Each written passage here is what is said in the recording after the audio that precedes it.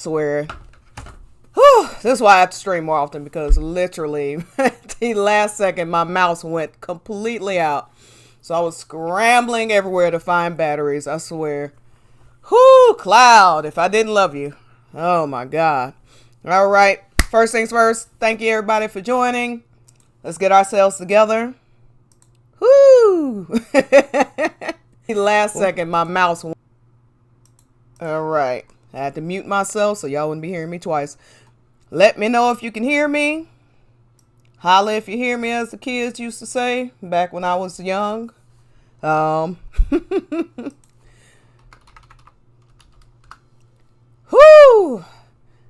Hello, hello. Happy birthday, Cloud. Woo! All right. Christ almighty. That was an ordeal. Ooh, I had a heart attack. Oh my God. I was like, oh my God, my mouth. I can't do anything without my mouse. All right. Appreciate y'all hanging in there. Let me just say on Twitter, for the Twitter folks, we are live.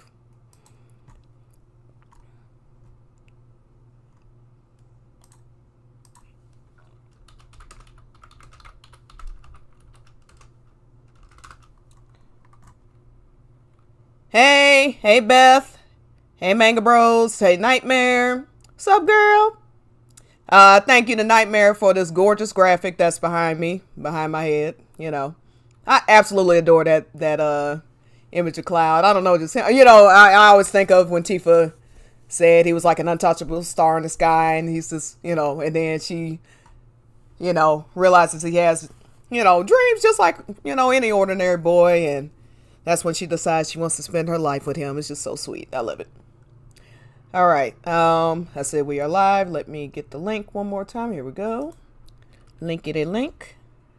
It is so good to see y'all. I was like, oh God, I'm tired from work and stuff, and there's a lot going on. Actually, I had a death in the family too. That's another matter. But relative of a relative, not nobody person close to me, but still, it's still a stressful time regardless. But anyway, we are going to have some fun. Hey, the other Baron. All right. Thanks so much for joining me. Thanks for sticking around.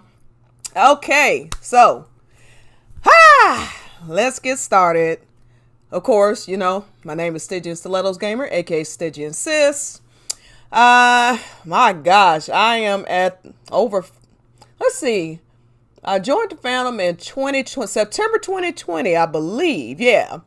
So I'm coming up to my 6-year anniversary in this insane, crazy, amazing, horrendous fandom, depending on which part of the fandom you're talking about at any given point. And it is wild to think we are yet again at Cloud Strife's birthday, and this is the last birthday of Cloud's before we have Final Fantasy VII Revelation. Oh, we are all just like, wired, ready. Oh man. Fandom's going crazy anytime we see a toenail from Barrett, or a pinky finger from Aerith, or a hair follicle from Cloud and out of Revelation. We're losing our minds, okay? Because we are just clamoring for anything. And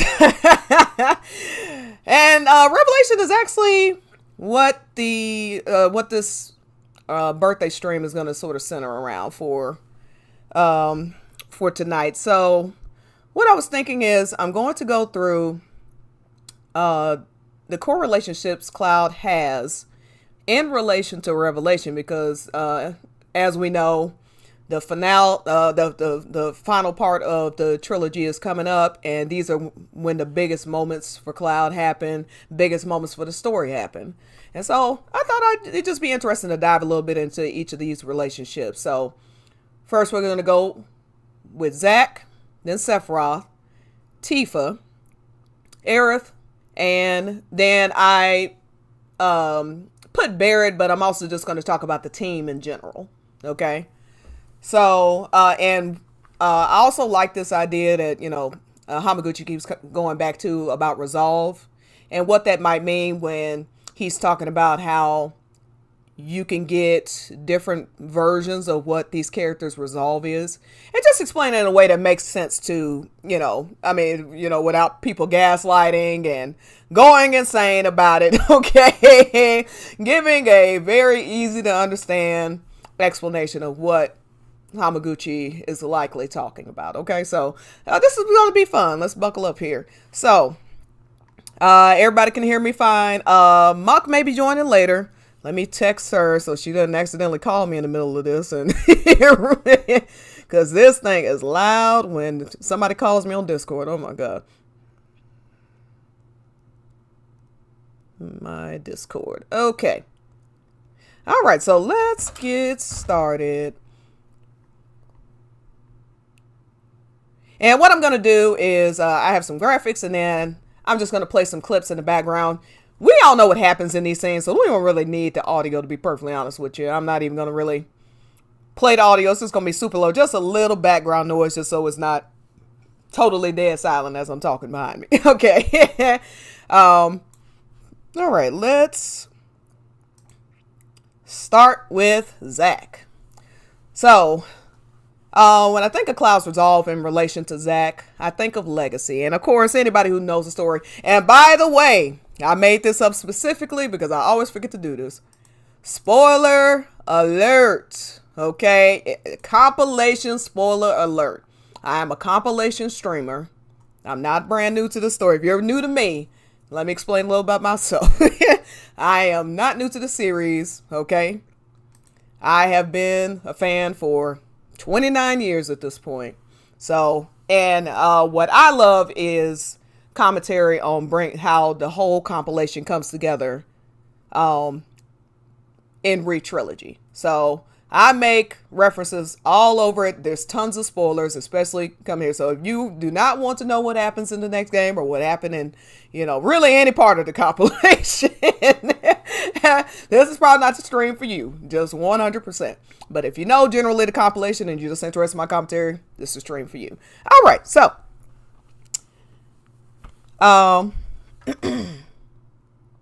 when you're here. Okay. So, Zack and Legacy when it comes to Cloud. Now, again, if you already are familiar with the compilation, this makes perfect sense to you. There is this, and let me know if this is too loud. Zack, I'm trying to make it as low as possible. I know. Just give me a minute. Aerith isn't there. Low, like really low.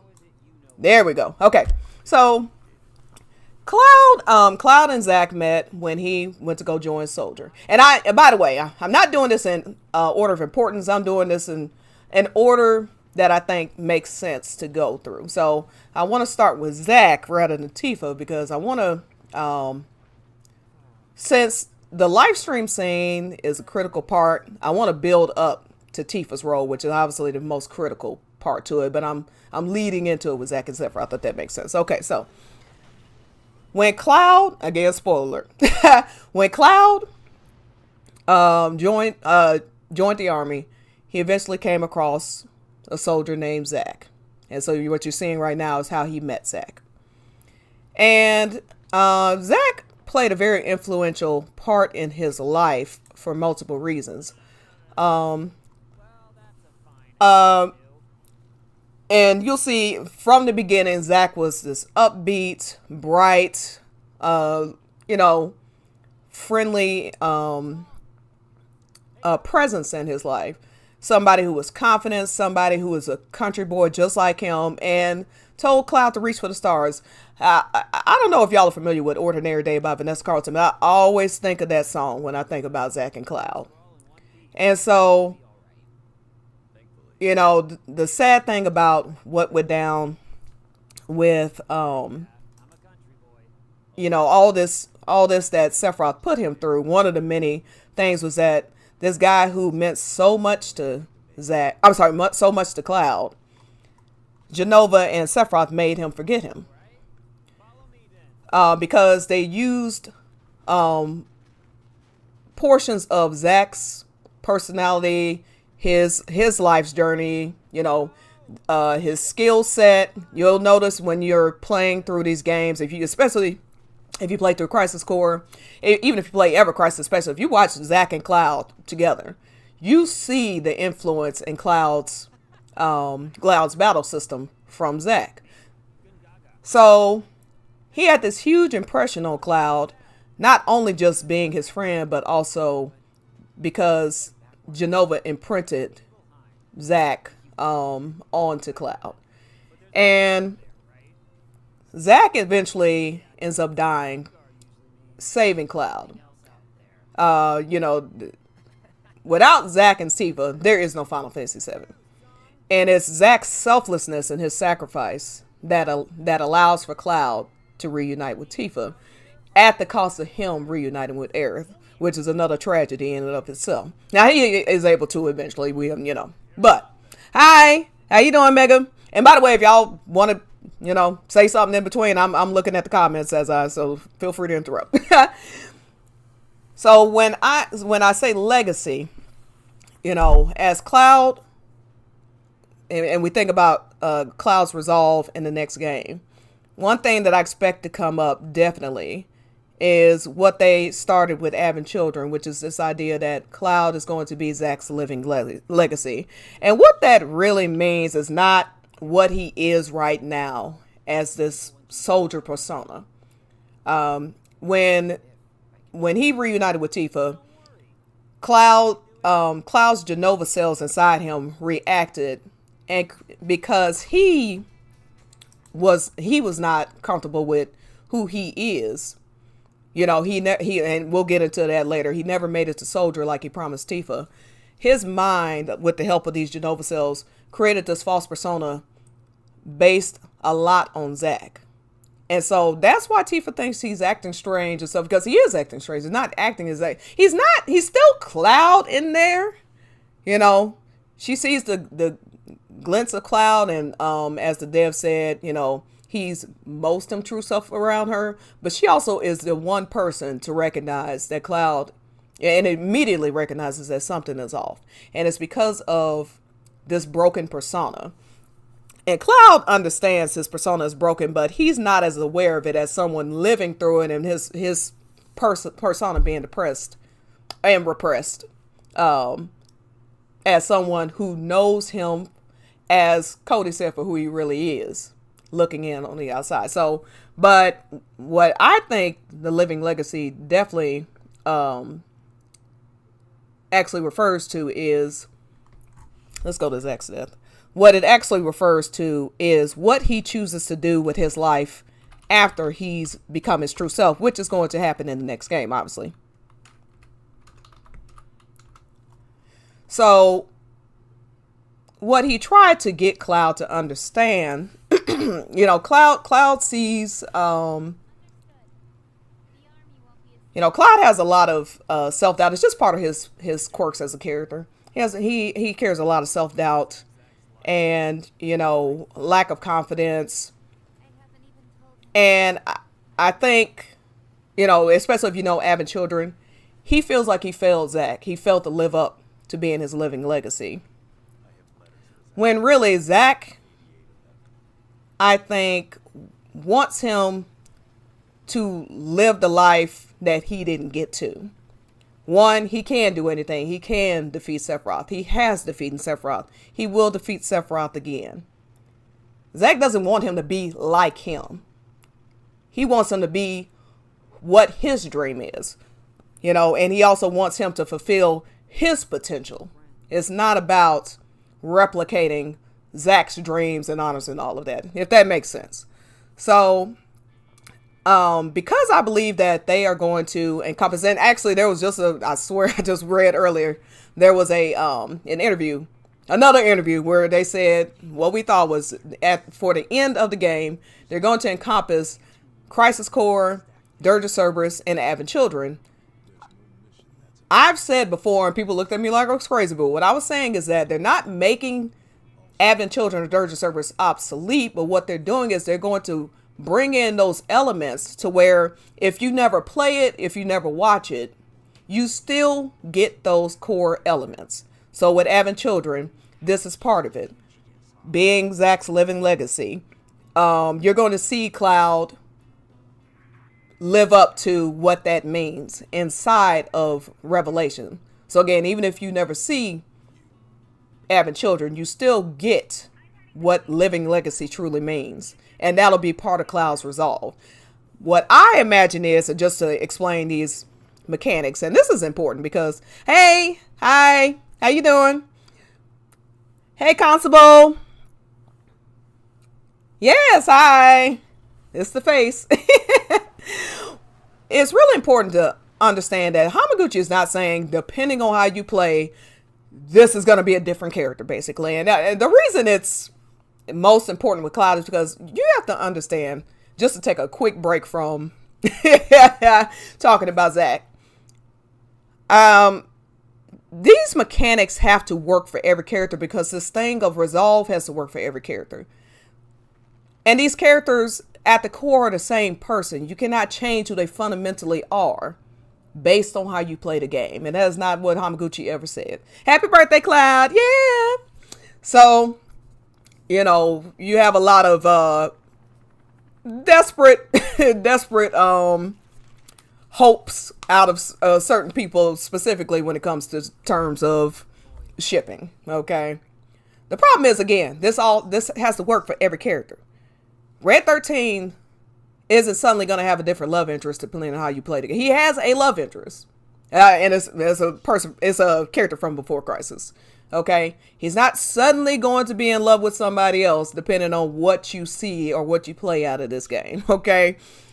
Tifa is not going to go from my resolve is to be with Cloud and save Cloud to my resolve is to reunite with Emilio and spend my life with him. That doesn't make any sense. So in the same breath, it doesn't make any sense that Cloud's resolve based on how you play is either I'm in love with Tifa or I'm in love with Aerith. And again, I'm not trying to get into a shipping debate. I'm just trying to explain why this is ridiculous that people are thinking like this. There's going to be massive changes to how you view Cloud's overall story based on how you play. My guess, to get back to Zack, would be stuff like this, where let's say you have the opportunity to tell Zack's parents what happened to him, or other, you know, not necessarily side quests, but possibly missable things. That if you stumble across, or that you choose to interact with certain characters like Kunzel, if you go up to Kunzel and you have an interaction, then it's going to build on what that resolve is. Does that make sense to everybody? Oh, thank you. So I hope that makes sense to everybody. So you may have a version of the game where if you don't interact with the Zack stuff, you won't get extra lines on top of it. But that doesn't mean you still will get stuff with Zack. You just may miss a couple of pieces of dialogue involving Zack, or possibly a scene involving Zack, something like that. That's what makes sense to me. And so, yeah, I'm going to try to do as much as humanly possible because I want to see all these things. I'm going to play this game 10 million times. I'm going to see all this dialogue, but it is not going to be sweeping changes. I don't even think it's going to be, I mean, honestly, the Rebirth was as vast as I think you could get in terms of like core, like, not, I wouldn't even say core, but like, for instance, the gold saucer, like, they're not about to turn the Highwind scene to the next gold saucer. Okay, that's not happening, because why the Highwind scene even occurs is a core element of the main story. Okay, is a part of the core storyline, regardless of which version you get. It's always going to be Tifa. It's always going to happen. Okay. Thus my point, you know, the live stream scene, the motivations for why Cloud wanted to be a soldier, why he did all this, is a matter of the past. It cannot be changed by present actions of the player. It doesn't make any sense. So he's not suddenly going to be like, oh, never mind. I was ready to die to impress Tifa, but never mind. I saw this one. I played through this one side quest, and now my motivation is changed entirely. You know, so yeah. Yeah, exactly, Constable. I mean, it's really, and like I said, I think Now they may add a scene, and again, the reason I bring up the mechanics as well is because this also means it cannot be based on romance either. Okay, another reason. First off, they're not gonna have you choosing romance between, no offense, but they're not gonna have you choosing to have the hero romance either a living woman or a dead woman. That's not happening anyway. Okay, I mean, this is ridiculous things that people say in this fandom. Okay, you can choose to spend all night with, Tifa or a ghost. I mean, that's not happening. Okay, I did an extra Red 13. Side quest, so I can spend all night, the night before the final battle with Red 13. Red 13, instead of his resolve being saying goodbye to Bugenhagen, is suddenly, I need to talk about something with Cloud all night. Okay, it's absolutely ridiculous to say some people say in this channel, but I digress. So, yeah, I think, now I hope scenes like Zack's death is not optional, but let's just, for the sake of argument, let's just say, like OG, you have to go back to the mansion in order to see it. I could see a mechanic where if you actually go to see exactly how Zack died, then it adds to this resolve that you'll see. And there's some scene where this stuff changes, probably some dialogue here and there that I won't even say it changes necessarily or just is added, if that makes sense. There's not going to be some oversweep. Either Cloud is resolved to fight Sephiroth, or he's resolved to be a circus clown, depending on how you play the game. He has a completely different resolve, completely different person. So, yeah. So, oh goodness, yeah. I'm glad I'm here. So yeah, definitely expect to see stuff about Cloud being Zack's living legacy, and definitely expect, like I said, having children elements to be in there. That'll be nice, because Zack's sacrifice really, it's not the complete beginning of where the story began, but it's a big part of how the story begins. Obviously, this all starts with a dream about Tifa, about a dream of being a soldier, because, he loves the girl next door, We obviously understand that's the true beginning of his hero's journey, but Zack played a really big role in his life, especially with the downfall of Sephiroth, and Sephiroth, betraying the world, basically. Zack was that true role model that he needed. No, I am definitely not prepared for this scene when it comes to, oh my God. All right, let me check my phone. Okay.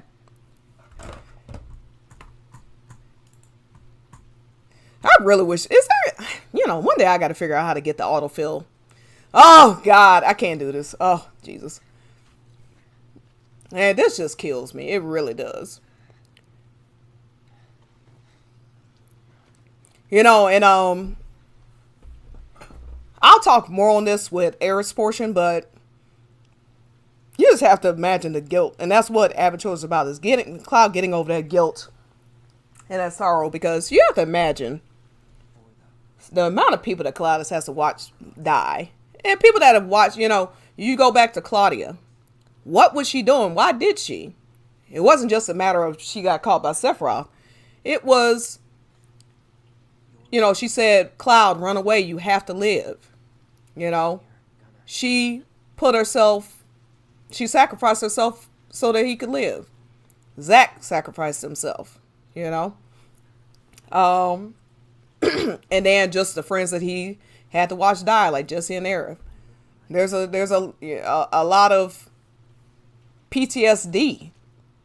And that's what, drives me crazy when people get down on Cloud so bad about having children. Like, who goes through this much strife? And literally, that's why his last name is Strife. Who goes through this much strife and just walks away? Oh, yeah, I'm good. Nothing wrong with me. What are people expecting from Cloud? It's just, it's amazing. Honestly, his resolve to keep living despite everything that he has gone through. You know, even after post OG, and he, even though he's struggling, he still gets up and works every day. He's still doing his best for Tifa and the kids and all that. It's just he's a very inspiring character, and that's why I had to get up and celebrate Cloud, because he is just an amazing, amazing character. Truly. All right, let me see what we got here. We're about to go to Sephiroth next. Now, I am nowhere near emotionally, whoo! I am not prepared for this at all.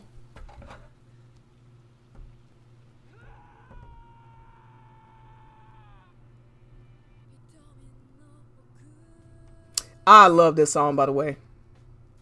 But man, that scream when Zack dies, oh my god, it just kills me every time. Whew.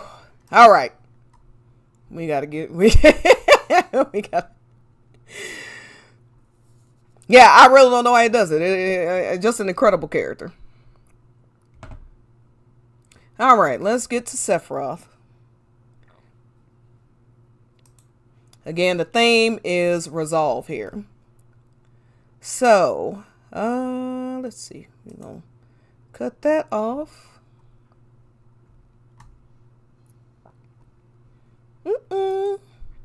I hope y'all are liking my commentary so far. I kind of came up with this kind of last minute. I think this might be interesting to talk about.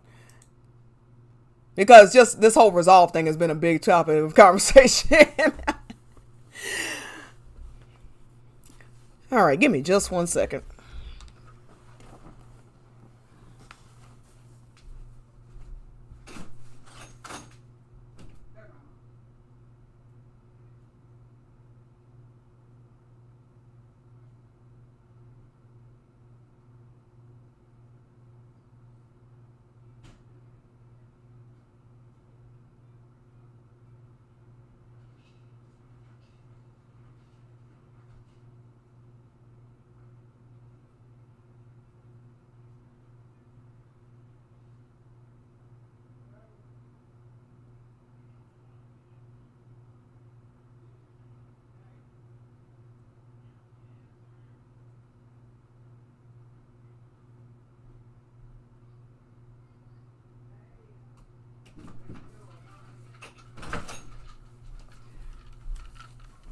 Okay. Sorry, I had to get some water. I'm already parched.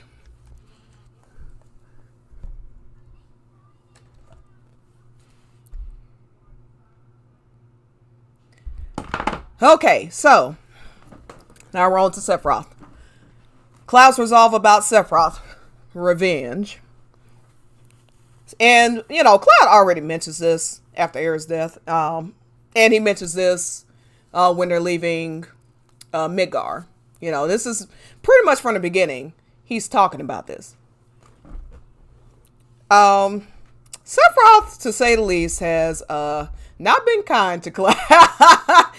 Yeah, and you know what? One thing I actually like. Now, I think some of this, this is a different discussion. I think they've made Sephiroth a little too accessible.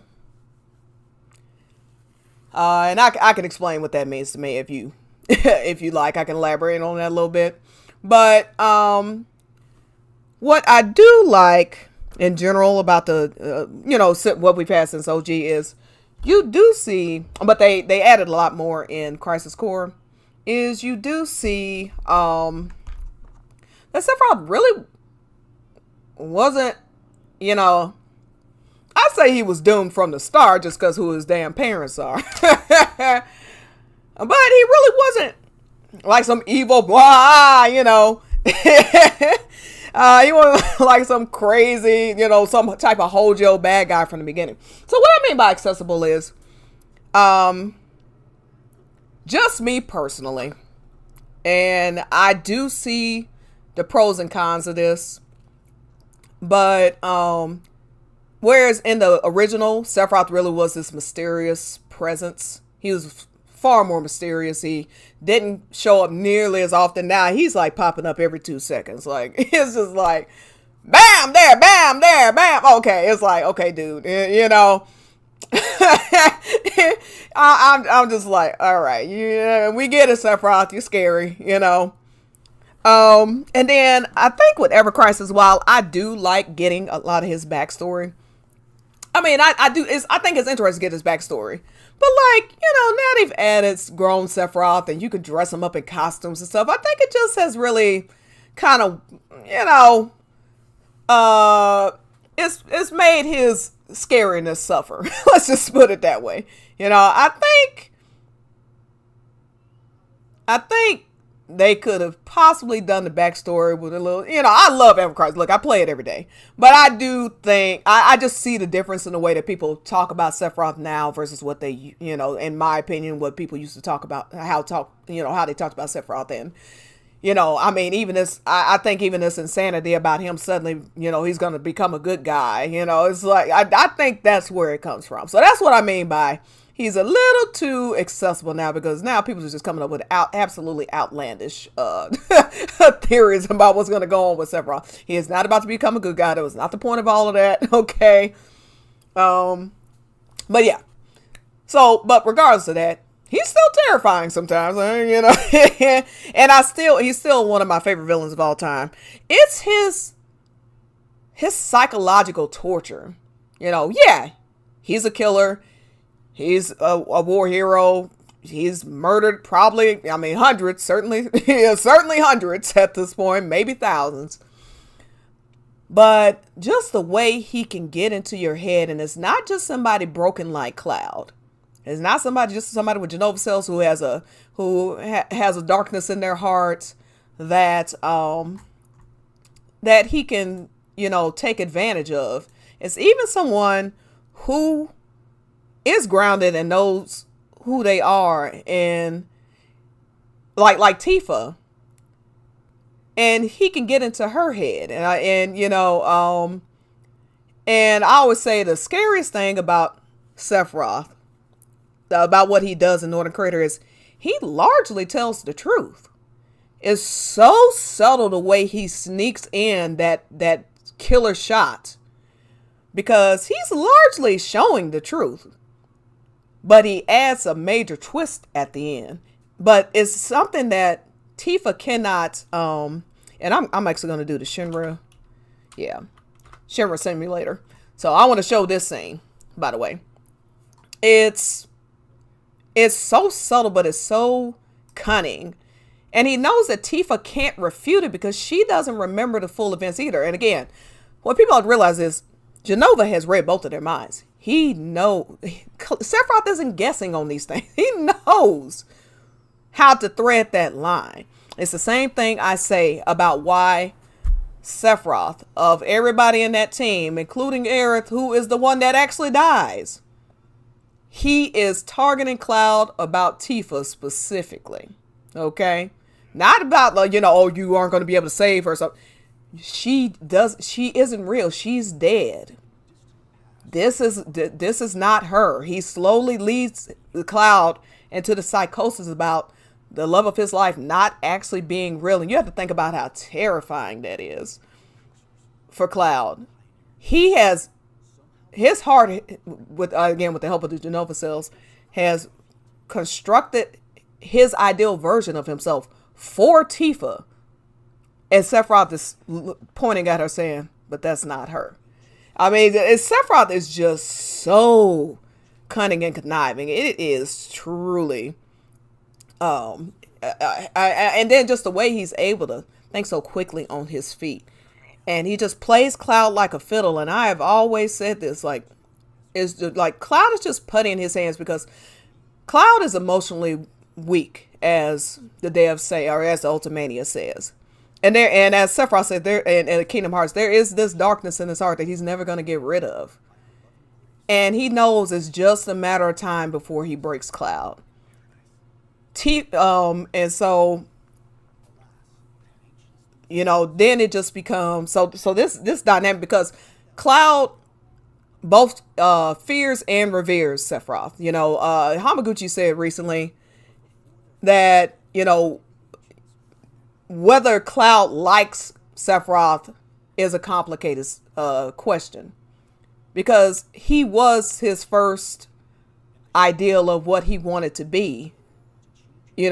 Someone strong, able to protect, the ones that he loved, etc. He looked up to Sephiroth for that reason. And then Sephiroth became his greatest villain.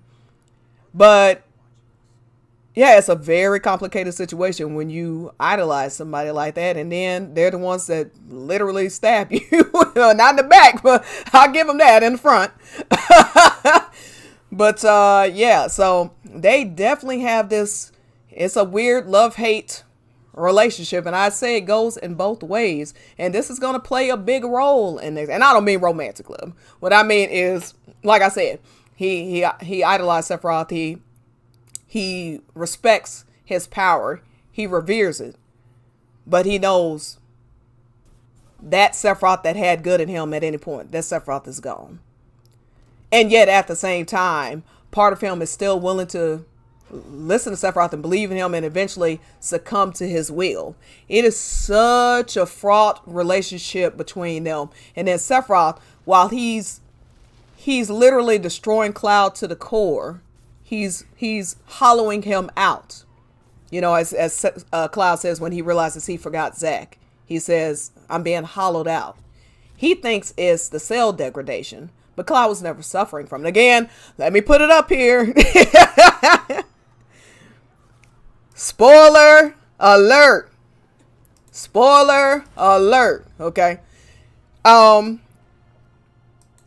It's just it really is one of the most amazing dynamics. I would say the only dynamic between a hero and villain that I love as much as this is probably, I love Batman and Joker, and I love hey Reaper, and I say Goku and Vegeta, and I ain't gonna go into why and all that, but I'm just saying like that those would be my top three.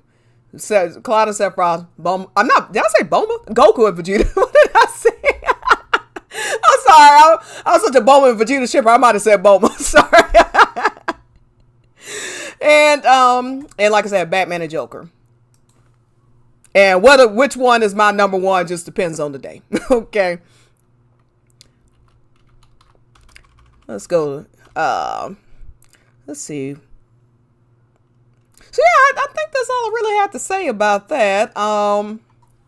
It is an amazing dynamic, and it is going to be at the core.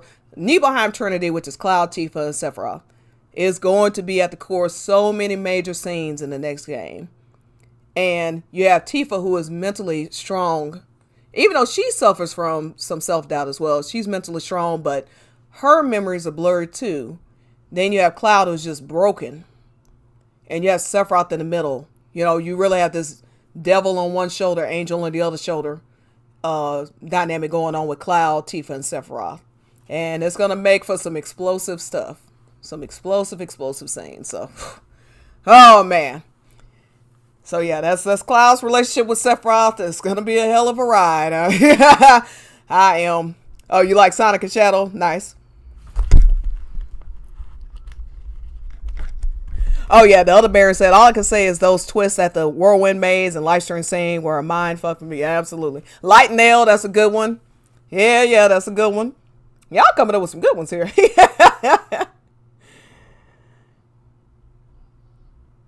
All right, now everybody, please hit the like button if you haven't already. It helps with the algorithm. Would really appreciate it. All right. Let me just see.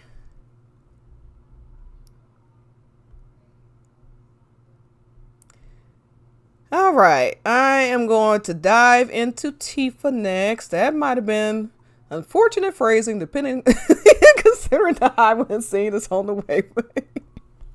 Forget I made that joke. Oh Lord, it'll be all over Twitter now. Like, oh my God, Stygian made a dirty joke. You would be amazed at the prudish nature of some of these people in this fandom. But whatever, I digress. All right, so I'm just smiling even just looking at this. I can't help it.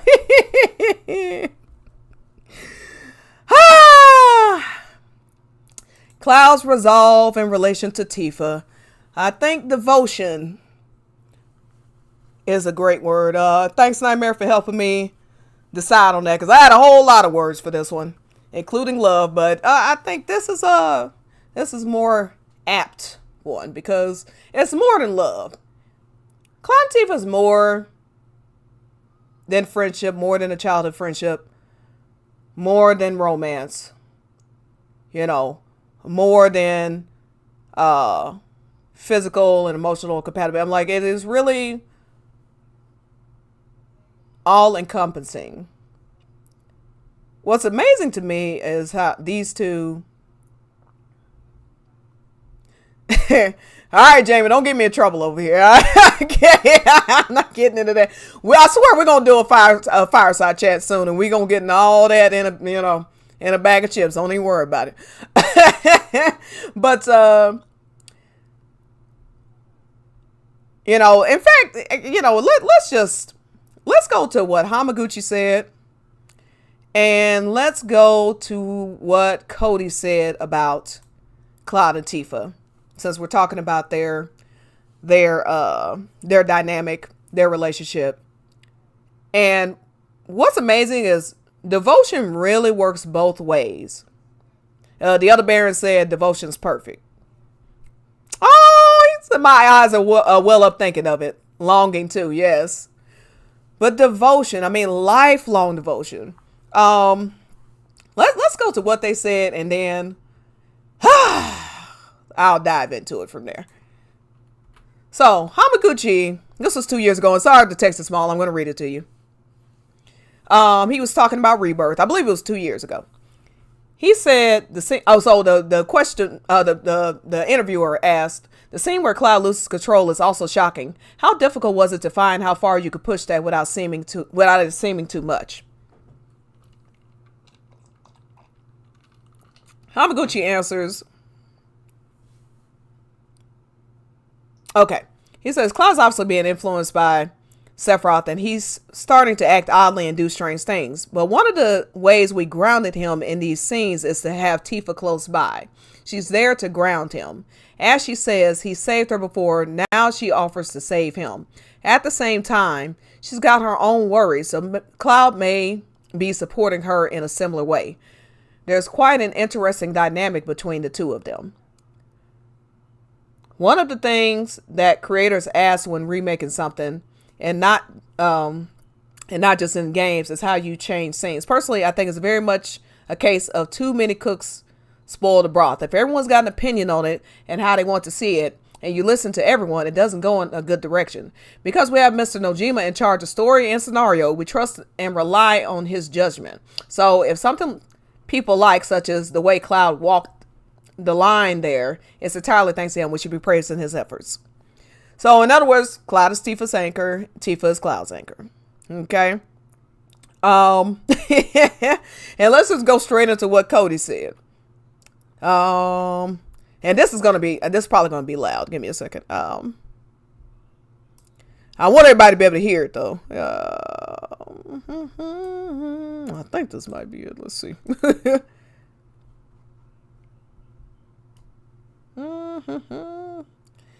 Well, is it going to play sound? Let's see. Yeah, and again, he said that 2 years ago, and then Cody said this. I may actually just have to go find it because I'm trying to figure out.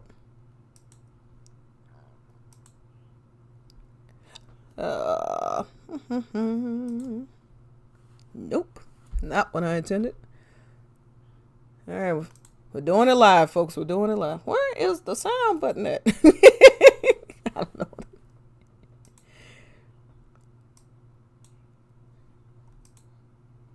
See if I can hear. No, I cannot. Okay. All right. I'll come back to that in a second. What? Nope. Oh, there we go. Favorite thing about the dynamic between. Okay, y'all can hear it now. I just think it's so truthful and it's so authentic. And I've said this before, but I don't feel there's another character in this game, in this world, that sees Cloud for who he really is, right? We really talk about them being children together, them knowing each other before all of the trauma came into his life. And then even when it does, right? Like this man is is in so much turmoil and pain, and he's hurt, and he's lost, and he's confused. And in a lot of ways, Tifa is the anchor for him. She's always by his side, and no matter what, continues to show up and fight for him. I think that relationship is so special. I think Cloud wouldn't be who he is without Tifa in his life. So it just holds a very special place in my heart. Awesome. And Britt? All right. Be over there in a second. Your Crap. favorite thing about the dynamic? Come on now. Oh, now I just won't stop playing. Okay. So, of course. All right. So, listen to it one more time So everybody can hear it. And I've said this before, but I don't feel there's another character in this game, in this world, that sees Cloud for who he really is, right? If we really talk about them being children together, them knowing each other before all of the trauma came into his life. And then even when it does, right? Like this man is in so much turmoil and pain, and he's hurt, and he's lost, and he's confused. And in a lot of ways, Tifa is the anchor for him. She's always by his side, and no matter what, continues to show up and fight for him. I think that relationship is so special.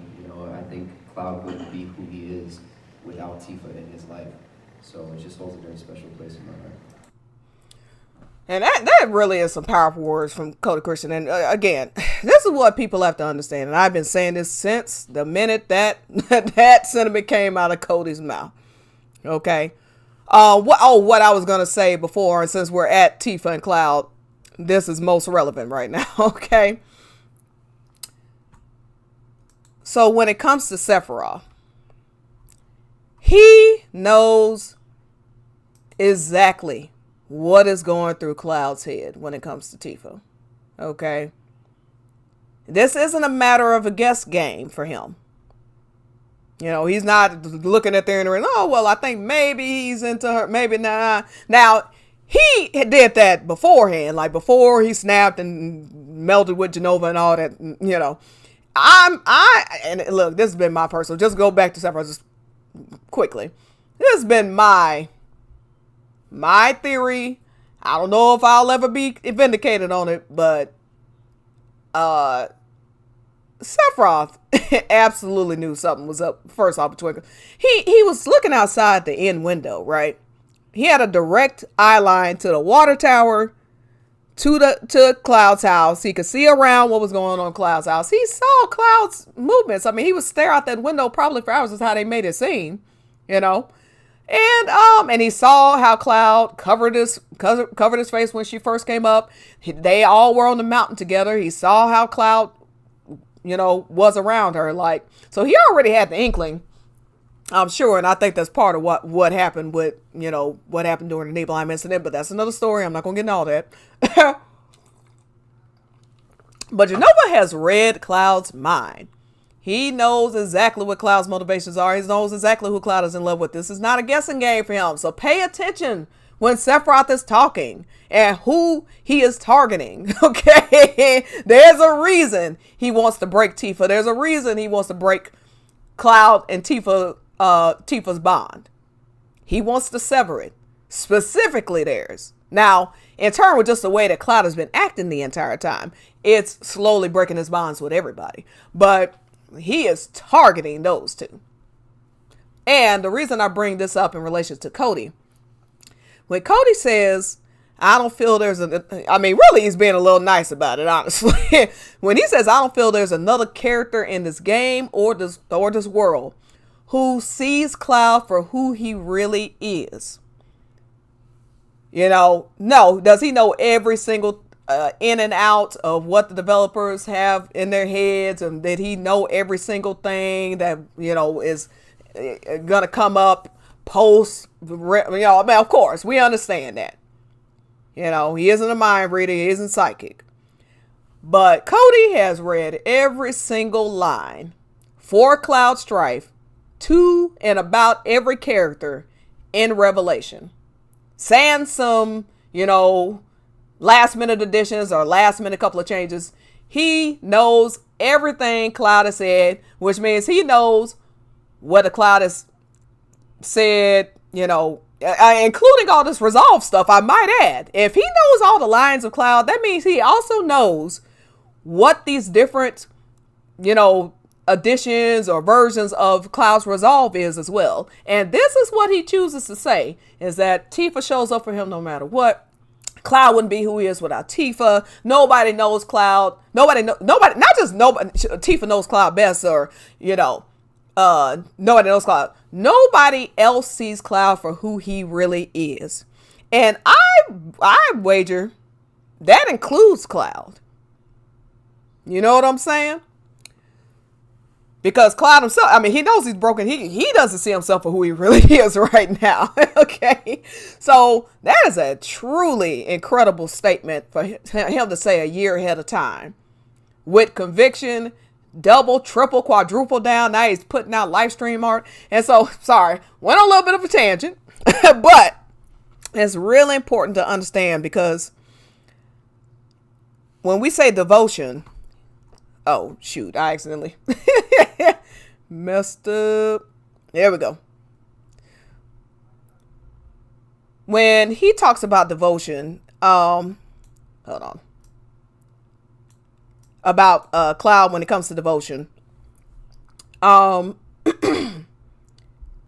I'm sorry, when I talk about devotion, it really does go both ways. And that is what is amazing about this dynamic, because were it not for both of their devotion to each other, the world is lost. Give me just a second. I done screwed something up over here. Tifa's name cut off. Okay. When I was messing around with this thing. Okay, we good. And I'll fix that later in editing. All right. So let's we're going to go where it all starts, and then I'll get into my thoughts about how this is going to go in the next game. We're going to start with the water tower.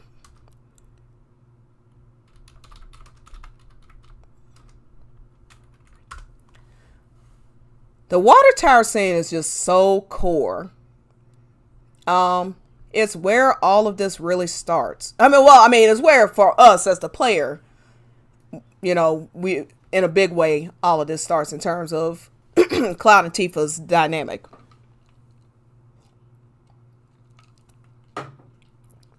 Let me get it up here. There we go. Add. Okay, more ads. If you know, okay, so let's get into it. There was an incident on the mountain when they were kids. So first of all, in Tracy Tubasa says that they used to play together a lot as kids, but then there was something that happened, some rift. They never explained it, and I'm pretty sure they're going to explain it in the live stream scene. I fully expect them to, because Nojima's hinted around it too much. But then Cloud's resolve, the first true resolve he ever had, was to find a way to be a special existence to Tifa. These words are literally, someone's special existence, depending on the translation. But this is quite literally written by Nojima and was put out a week or two before Rebirth. Meaning it was, and it's in Dear Destiny, which is coming out in English, by the way, early next year. Meaning he wanted you to know this about Cloud's personal resolve before you even played Remake. Okay? Now think about how deep that is. He said Cloud didn't want to be a soldier because Sephiroth was so cool, or he wanted to be a hero, or he wanted to be noticed by everyone. He didn't even say he just wanted to be noticed by Tifa, which is what OG has said. It says specifically, I promise Tifa, and I'll do anything it takes because I want to be special to her. I want to be her special existence. This is not information that is directly relevant to Rebirth. It's relevant to the climax of the game, the biggest scene in the game, which is the live stream scene. Okay? And he's told us this 2 years ahead of time. What the crux of what Cloud is doing all of this for. That's why I said at the beginning of this stream, this is not a matter of, depending on how you play the game, you can get any version of Cloud you want to. If you want Cloud's whole thing to be, I want to reunite with my dead lover Aaron. Okay, again, no offense, you're not getting that. Okay, And I forget Tifa, I'm forgetting all about her. That's not happening, because this part of his resolve is from true Cloud, from real Cloud. It's practically lifelong. He was 9 when this whole situation with the mountain popped off. Okay. All right, let's go to Gongaga. Let's put in a little background stuff here. Rebirth. But so it's very important to remember that when you start trying to piece together what Hamaguchi is talking about in terms of this whole thing with the whole thing of resolve. This is not changeable based on how you play. And no matter what other elements, you can think of this as the core resolve of Cloud, and then you have added elements. So with Zack's death and him, the living legacy, this is an added element. Avenging Aerith, or redemption for Aerith, avenging Avalanche, added resolves. You see what I'm saying? Saving the planet. This wasn't an original resolve for him. The planet wasn't even in danger as far as he knew. Now he knows it is. This is an added resolve. Okay. So, but it all boils back down to this. So when we go into the live stream scene, and this is why this dialogue, I saw another thing on Reddit, my God, somebody saying, oh, are they going to mess up the live stream scene? People keep saying that Zack and Aerith are going to be in it. It doesn't matter who's in it. First of all, it's Cloud and Tifa. Okay. This ain't a party.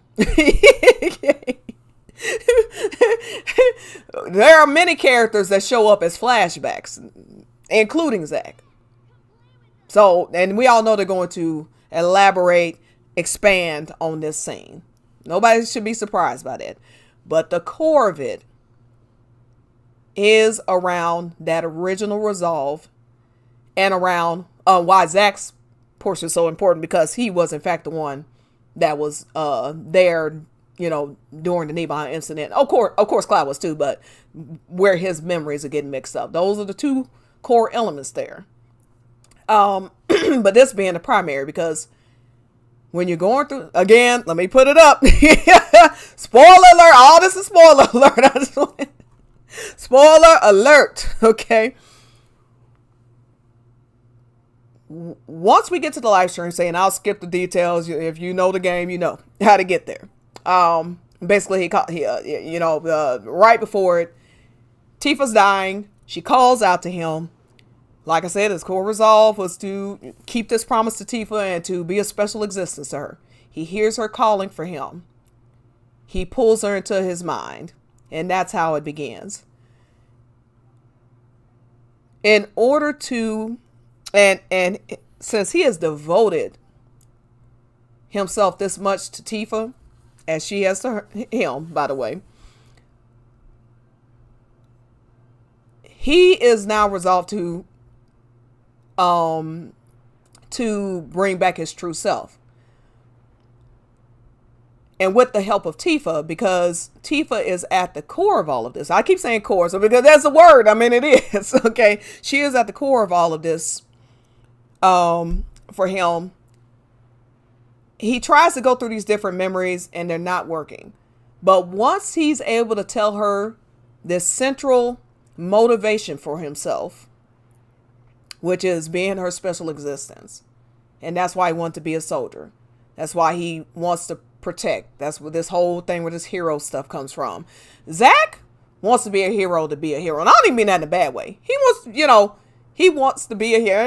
It's a perfectly positive motivation.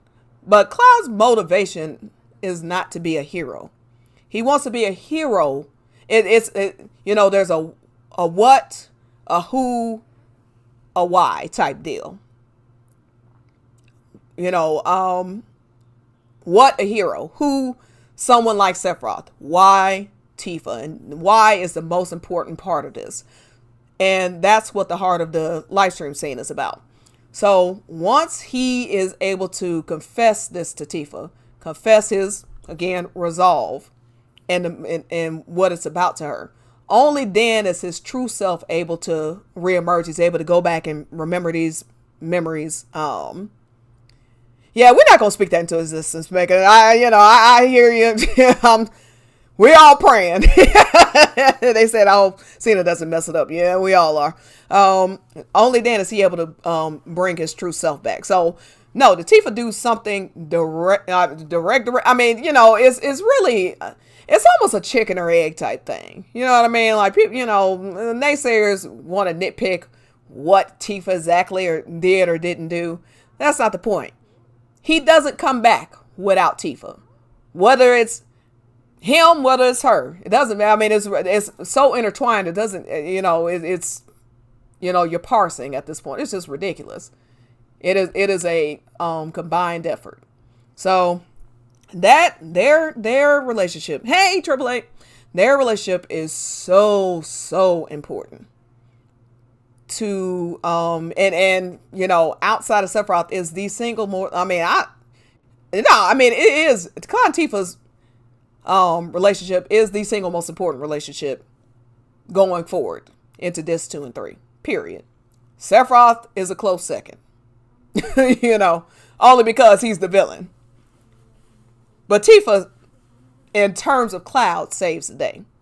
So Revelation is going to, we're going to have so many, even if you're just thinking about OG, you got Northern Crater, you got the train station scene, you got Medeal and everything that goes on there when she, her traveling around the world to find him, her discovering him in Medeal.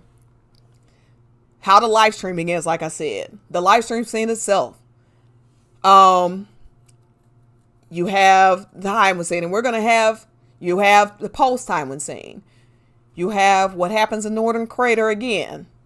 They have such a full circle. Hey, Tal, they have such a full circle story, and as we since we're talking about Revelation. People keep thinking that Hamaguchi is contradicting himself. I'm gonna say this about that. I don't think he's. First of all, my problem is he's trying to. Hamaguchi's issue. Sorry, I keep doing this. It's driving me crazy.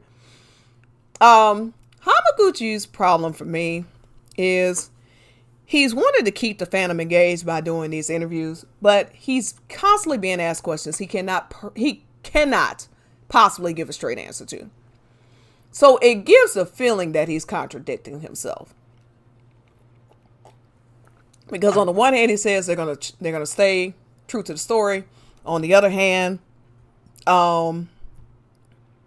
it's he's saying, oh well, the ending could be the same. It could be a completely different ending. To me, what he's saying sort of the same thing without saying anything at all. I know this is a bit of a side tangent going, but what I'm guessing is the reason I bring this up. That same trajectory of Cloud and Tifa's relationship is going to remain, including him saving her once again in Northern Crater, her music swelling, whatever, and people argue all day about what the Promised Land thing means. At the end of the day, regardless of translation, regardless of what people personally want to think, it's Tifa's theme playing along with the main theme, I believe. And she's smiling. They're talking to each other. It's a conversation between the two of these people. They're talking to each other. She's smiling. After they climb back up, they smile at each other. They're waving at each other. I think Muck is let me see. They're waving at each other. This is a full circle moment because he once again has saved her. And this moment of this talk of devotion. When he made that, he made a promise to himself before anybody, which is, I'm going to save Tifa when she's in trouble. Tifa simply, almost accidentally, asked for the same thing in a different manner, but asked for the same thing. And this isn't simply she just says just one time if you could. this isn't a one-time deal for Cloud. This is a lifelong,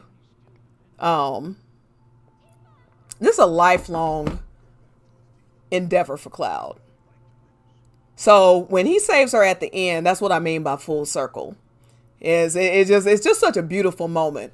And what I think, to get back to Hamaguchi, sorry, go off on this tangent.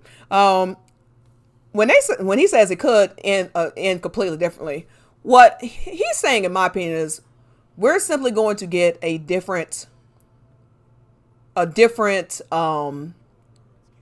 point in time that the game ends.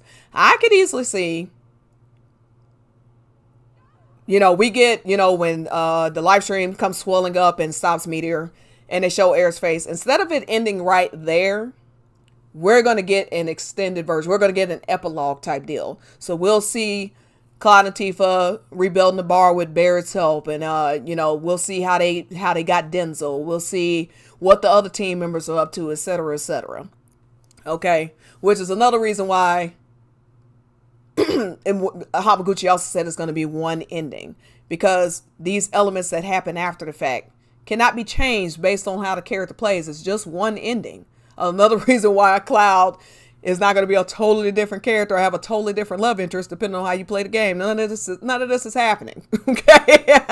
I just think it's really important to especially since we're talking in Tifa's part, to kind of pound this in, because there's a lot of gaslighting going on, whether it's from, people online, creators, whatever it may be.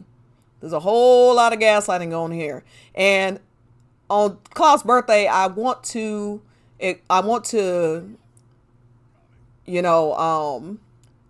drive it home that his story is so beautiful, and it's his story. This is Cloud's story. Okay? And we don't just get to change it based on player, how you choose to play the game. And I think anybody who is truly a Cloud fan is going to, at the very least, appreciate the story. May not like everything in it. May not like certain things he decides, but what I love so much about this too when it comes to Cloud is he is finally, after Tifa saves him, he is finally able to, like he says, I was living in an illusion, now I'm going to be myself. That is such a beautiful moment. It's such an empowering moment, that the good, the bad, the ugly, I'm going to be me. Even if it's painful to live in the truth, even if it's, whatever it is. I'm going to have to face all the things I've done, all the ugliness that's happened in my life, but also all the beauty, all the joy. It is a great, great moment. So I'm absolutely thrilled to see what they do with Cloud and Tifa's relationship. I'm going to go ahead and briefly discuss Aerith and then my last part, because I'll let Monk at the end of the stream, she'll be here in a minute. I'll let her, We'll circle back to Tifa and talk more about Tifa. We'll just have a convo right there. You know what I'm saying? So we'll go back to Gongaga. All right. We'll do this part of Gongaga and we'll do the kiss later. Okay. All right. Let's get on to Aerith now. Nope. All right. There we go. Here we go. Sorry, I'm a Mario fan at heart. And everybody following me so far. Sorry if I'm kind of rambling. I hope I'm being clear, relatively.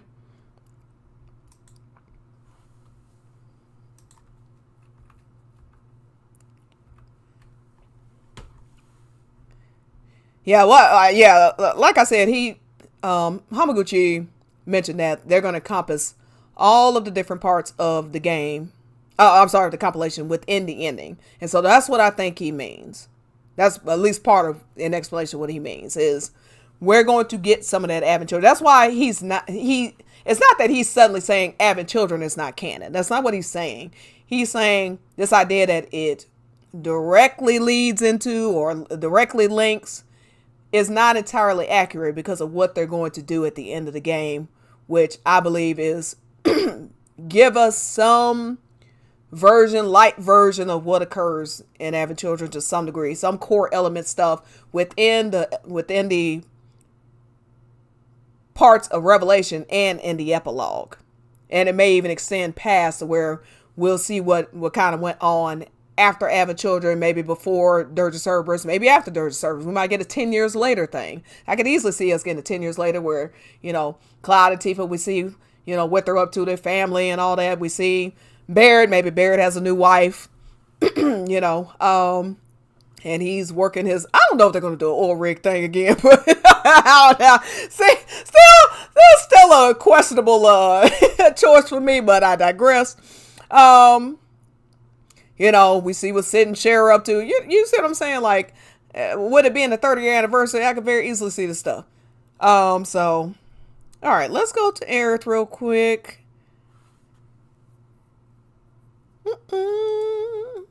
All right, redemption.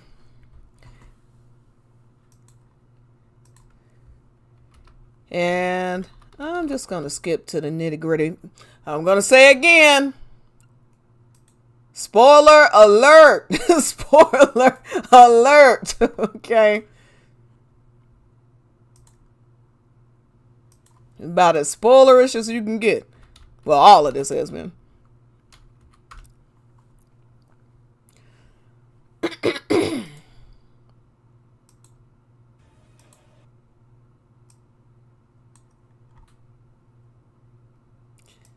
Okay, just a minute here. Okay. So, redemption, this idea of forgiveness, redemption, atonement. Of course, my mic falls. I'm sorry about that. But yeah, redemption is the word I decided to go with. Hey, Kevin. Did I already say that? Sorry. Let me check on Mock real quick before we get to this. Oh, there you go. Mock, can you hear me? Can I hear you? Let's take a little breaky, Lou. One moment.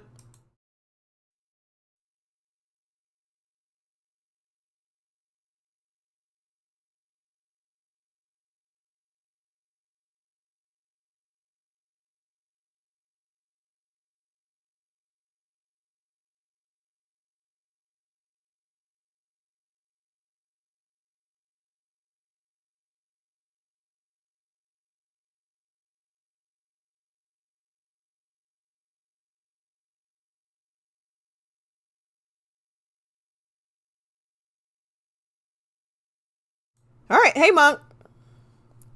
Can y'all hear Monk?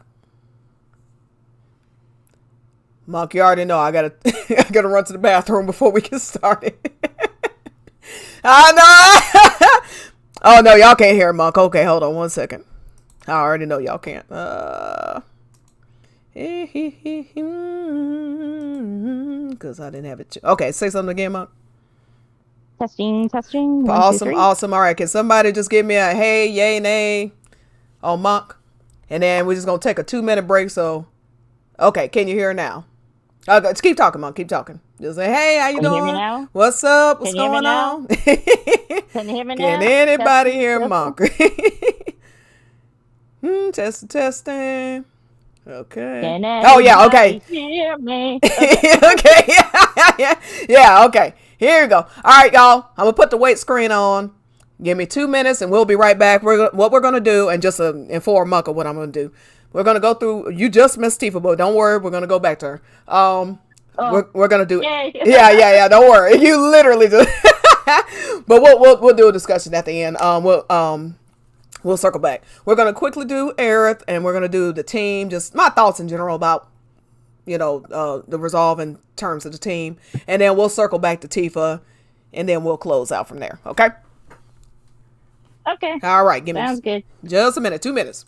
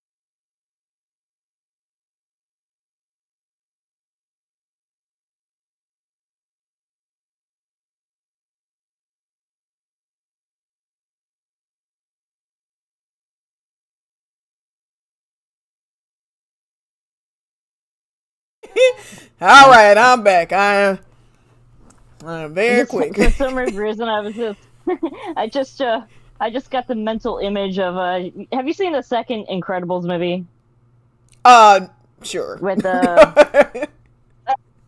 okay, well, I guess, well, when the sister is telling her little brother, she says, "Did you wash your hands?" And he's with soap.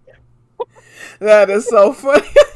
I'm just, I've always been told I pee like a man. It's like, okay, I don't know. I just don't think it needs to, it ain't got to be a whole show, Get in, get out. That's how I see it. Yeah, I wash my hands. Hilarious. Whew. But yeah, all right. So after that TMI moment, so let's talk about redemption here. Okay, so obviously, if you know having children, well, first of all, if you know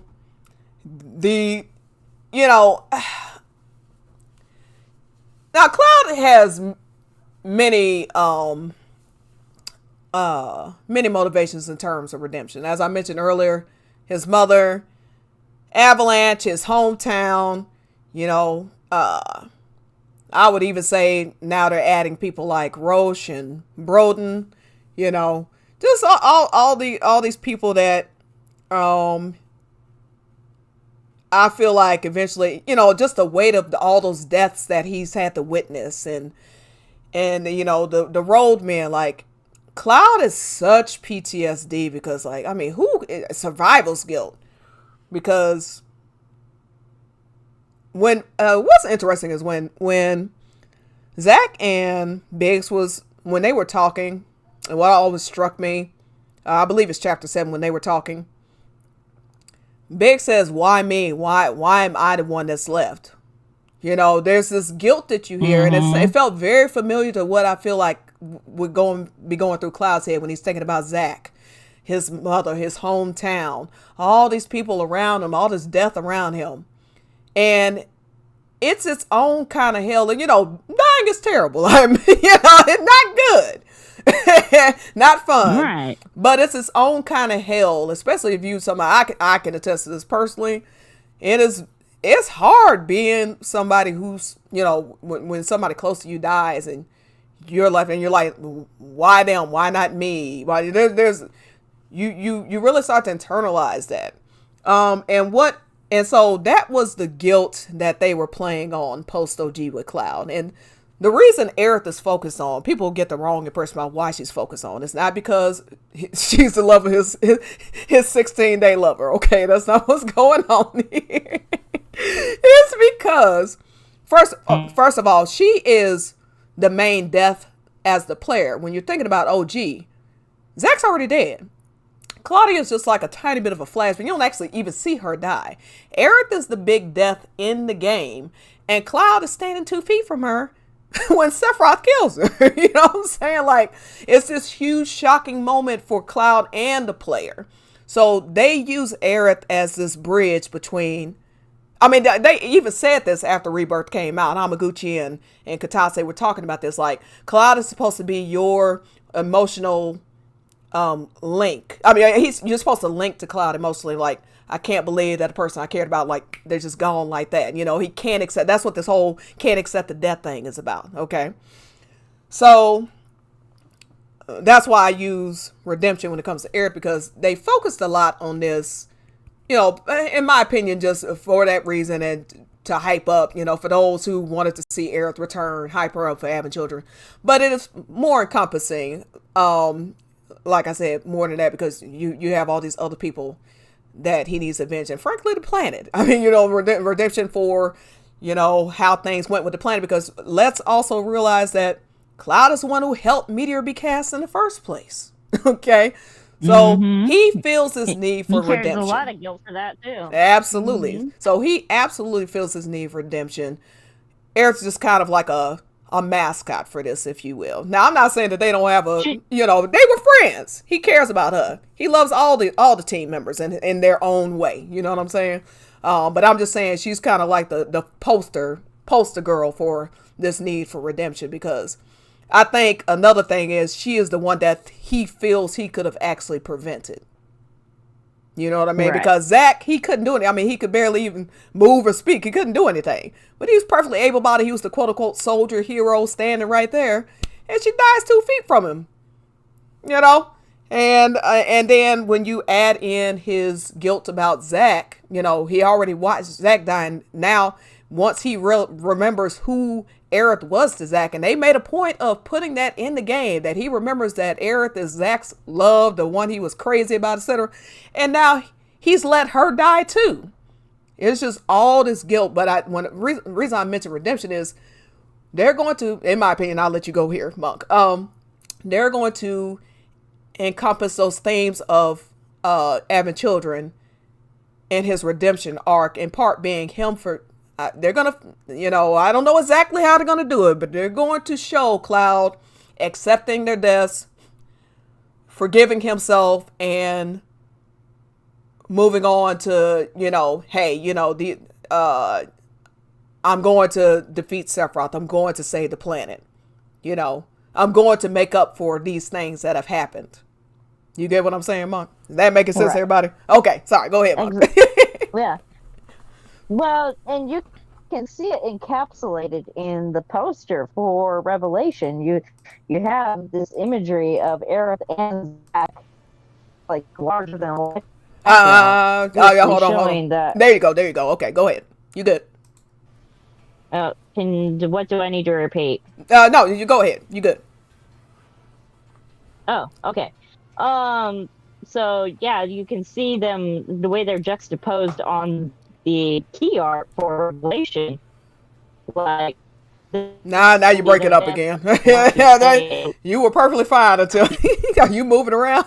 Well, okay. No, I'm not moving. I'm okay. standing very still, so I don't know why it's cutting out. Okay. How about now? Can you hear me now? Yeah, you're good. So, you're good. So, you said that they're, encapsulating the key art.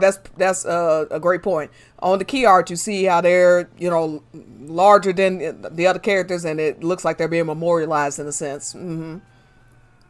Yeah, like obviously the theme of Revelation is largely going to, I think, revolve around the theme of legacy and the fact that, you know, Cloud is going to find again redemption in part of this of this goal of saving the planet is also going to help him get this feeling of redemption. And it's not just Cloud; it's, you know, the rest of the party is probably going to be encapsulated in this as well. But Cloud being the main character, and of course the central focus of the story, a lot of this is going to center on his own personal journey, his own personal arc when it comes to this, and getting that sense of, I avenged my fallen friends in a way. You know, I was able to carry forward their mission in some way. Absolutely. As well. Absolutely. And that's what a lot of people miss again about post OG. It's not just Cloud depressed. Tifa goes through a depression phase. Cloud, all of the characters are trying to find a way to not only pick up the pieces and move on during Meteorfall, which is also a post-apocalyptic world. They're all trying to find their way to a smile. They're all trying to find a way to redeem themselves for the past. Reeve coming up with, you know, WRO.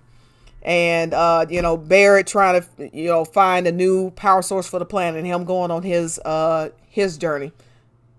You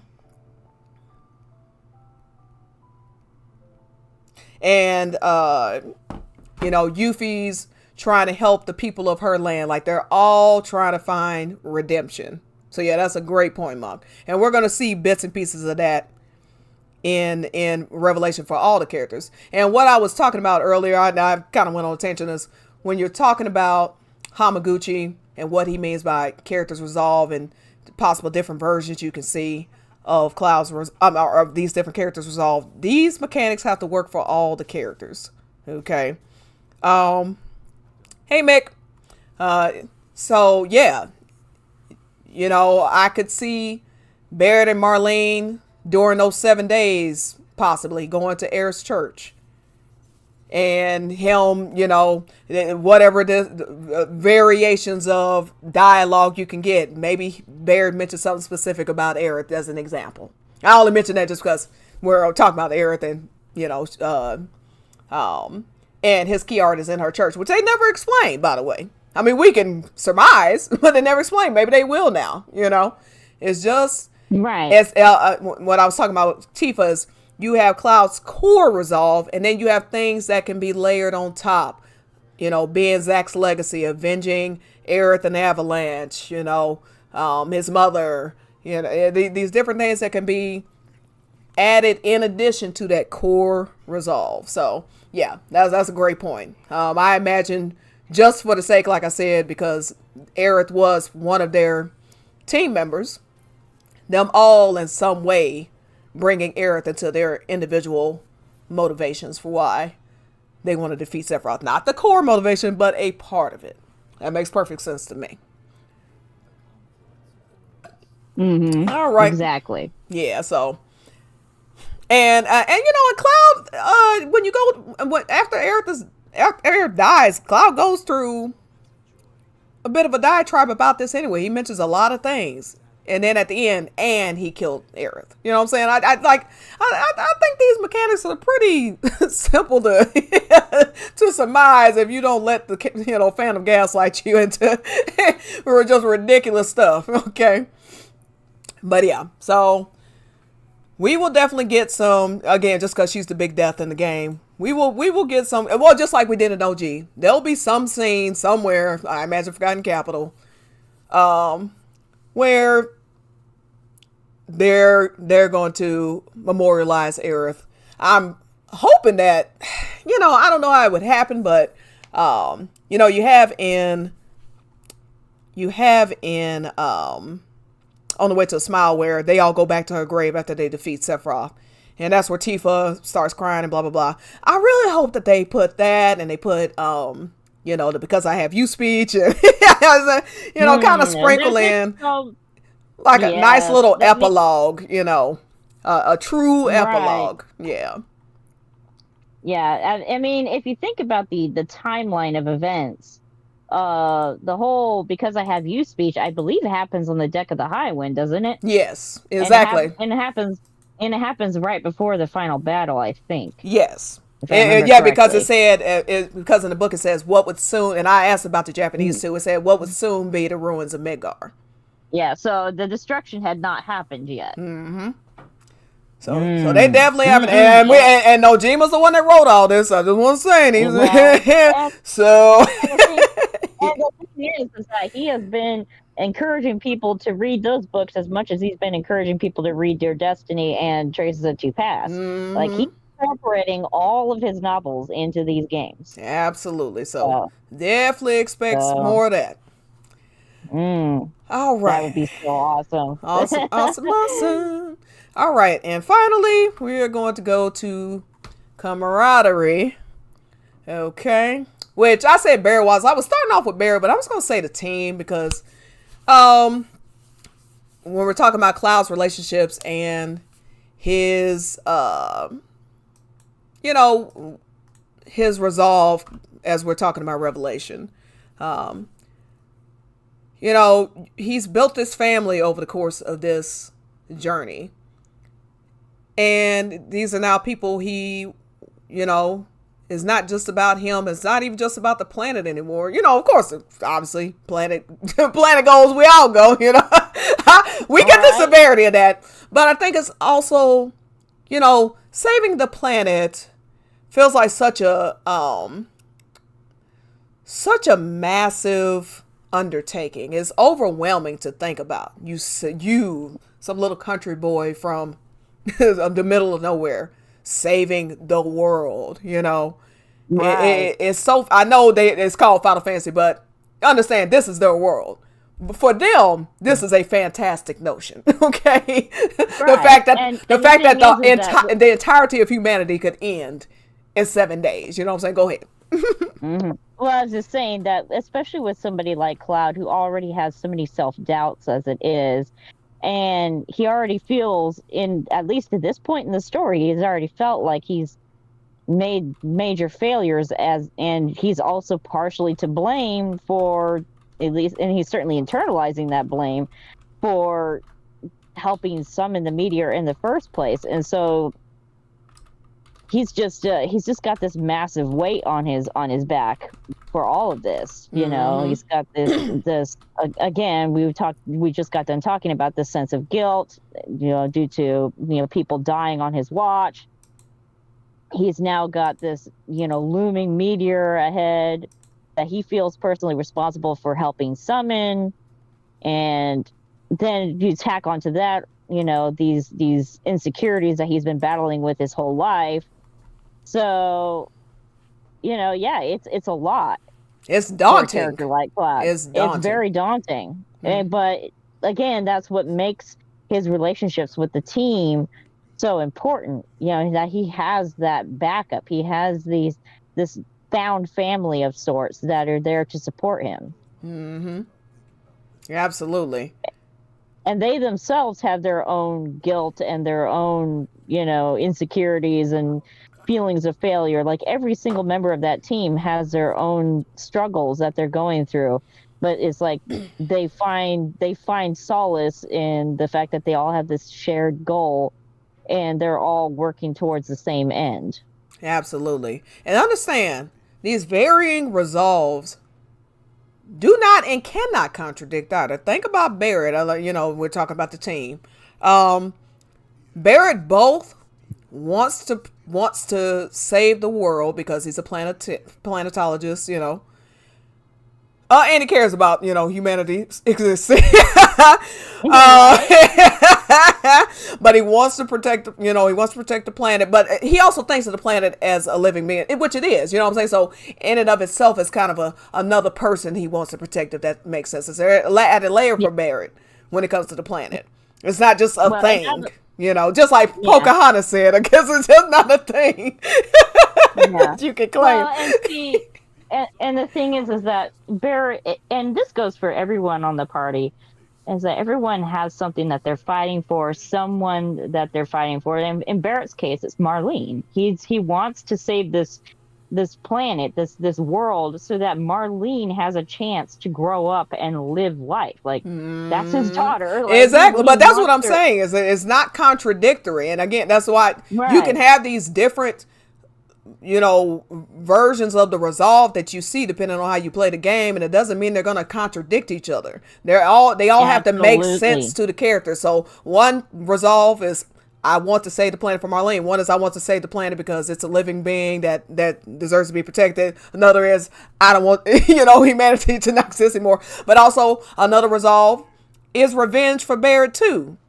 And it's also redemption, because he was the leader of Avalanche and they died on his watch. You know what I'm saying? There's just a lot of ways that you can think about this for each character, and that's what Hamaguchi is, getting at when he's talking about that type of stuff. So, absolutely, these are all parts of the same story. Then you can like your particular quote unquote playthrough can focus on a different aspect, like depending on who you have in your party and whose story you are working to like unveil, through these different side quests and whatnot. But every character's story is just part of the larger narrative. And it's all, like you said, none of it can contradict. It's all part of the same narrative. Absolutely, absolutely. And what I was saying earlier is what I love so much about Cloud, and what I love about this too so much when it comes to Cloud. I mean, there's a million things, but one aspect is, now the good, the bad, the ugly, he's choosing for himself, and these different elements of his resolve going into when they defeat Sephiroth. He is now able to be his own person.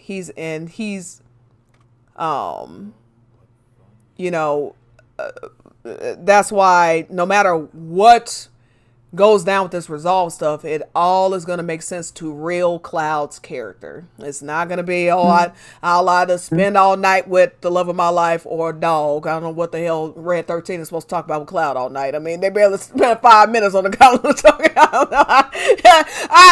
Again, it's just the craziest things that people talk about in this fandom. Like, this all is going to the core of Cloud's character. So, we're going to skip this. We're going to go to that camaraderie, going on a journey with this group of misfits. That's also part of his motivation for why he wants to defeat Sephiroth. He wants to protect these new friends this new family he's found that he cares about. It's not just about who's not here anymore, it's about who is here now.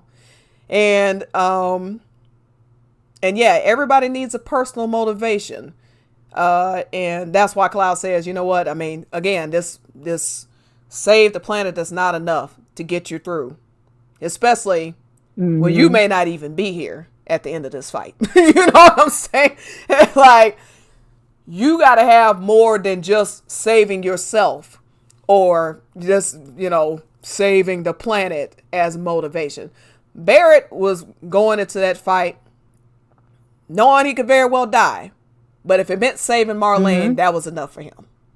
You know what I'm saying? Right. Yeah, so I'm really excited to see what they do with the whole 7 days stuff. But anyway, that was a little random. But we're going to go back to Tifa so that Monk can get her 2 cents in about Tifa. Let's see. Oh, yeah.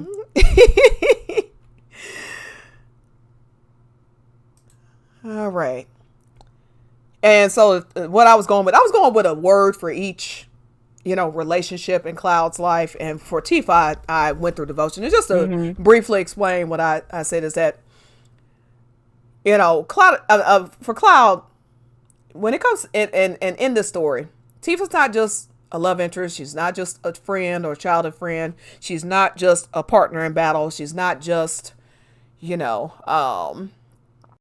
she's not just one thing or another. She is so encompassing to Cloud's life. She's his anchor. She's as his Hamaguchi and all right, I think when you start getting loud is when it starts breaking up. That's when you start breaking up. Well, Yeah, she said, okay, I get it. She's his anchor. Yeah. Nope.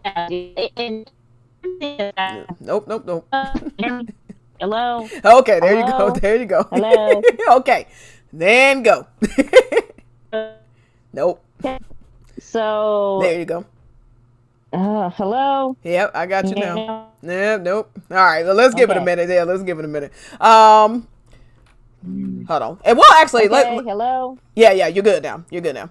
Okay, so yeah, she is his Okay. anchor. That's what we So- went through right here with Hamaguchi and Cody. Mm-hmm. Yeah, and everything that implies is that it implies many different things. Like, she's reliable, she's someone that he can depend upon, she's someone who centers him, she's someone that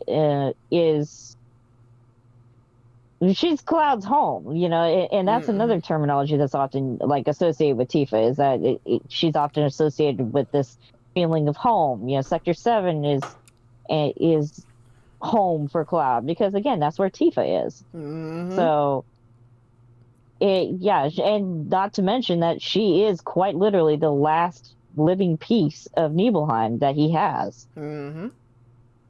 And the same goes for what Cloud is to Tifa. Like, they are each other's last bit of home. Mm-hmm. And so, and I mentioned that devotion really is so mutual. That they've had a lifelong devotion to each other. And so, and what I said is, I mean, again, briefly, is when we talk about Cloud in terms of revelation and what his different resolves are, Tifa is the core. This history he has with Tifa is the core resolve for Cloud. That's why there's nothing you can do in this game that's going to change it. Okay, there's nothing you can do. It's going to be directly addressed because before, as Cody said, all the trauma came to his life and all that. I mean, before, knowing each other that long when they were kids, and then, the mountain incident is really where his hero's journey began. Is seeing her almost die. That's when he resolved, I'm going to be somebody who can protect the girl I love. It's eventually that he lands on the way to do that is to be a soldier. So the what is a soldier? Who is like Sephiroth. The why is Tifa. And the why is the critical part. And when you're thinking about the live stream scene, there it goes to that core element. Why did you want to do? What was your motivation for all of this? What was your resolve? What all got us here? And that is going. That's why the live stream scene. One reason why the live stream scene is the biggest scene in the game, because you get a lot of your revelations there, particularly about Cloud. All these truths are revealed about Cloud and what has really been going on this entire time. Why would somebody, come up with a false persona and blow up government? And if you think about it, that's one of the first things that you hear said about Cloud from Wedge. He says, nobody does something this crazy for money. Like, he calls Cloud out right then and there. Now, a lot of this is going to go sailing over, the player's head, but I picked up on that immediately when I'm looking. I'm like, I did too. Yeah, we were some of the first. I think we were really the first ones that clocked that real quick. I said, hold on, that's a hell of a statement right there. Now, Wedge thinks it's because, and again, that true believer. Yeah, that little portion again, the word resolve is going to be said 10 million times here because it is so important.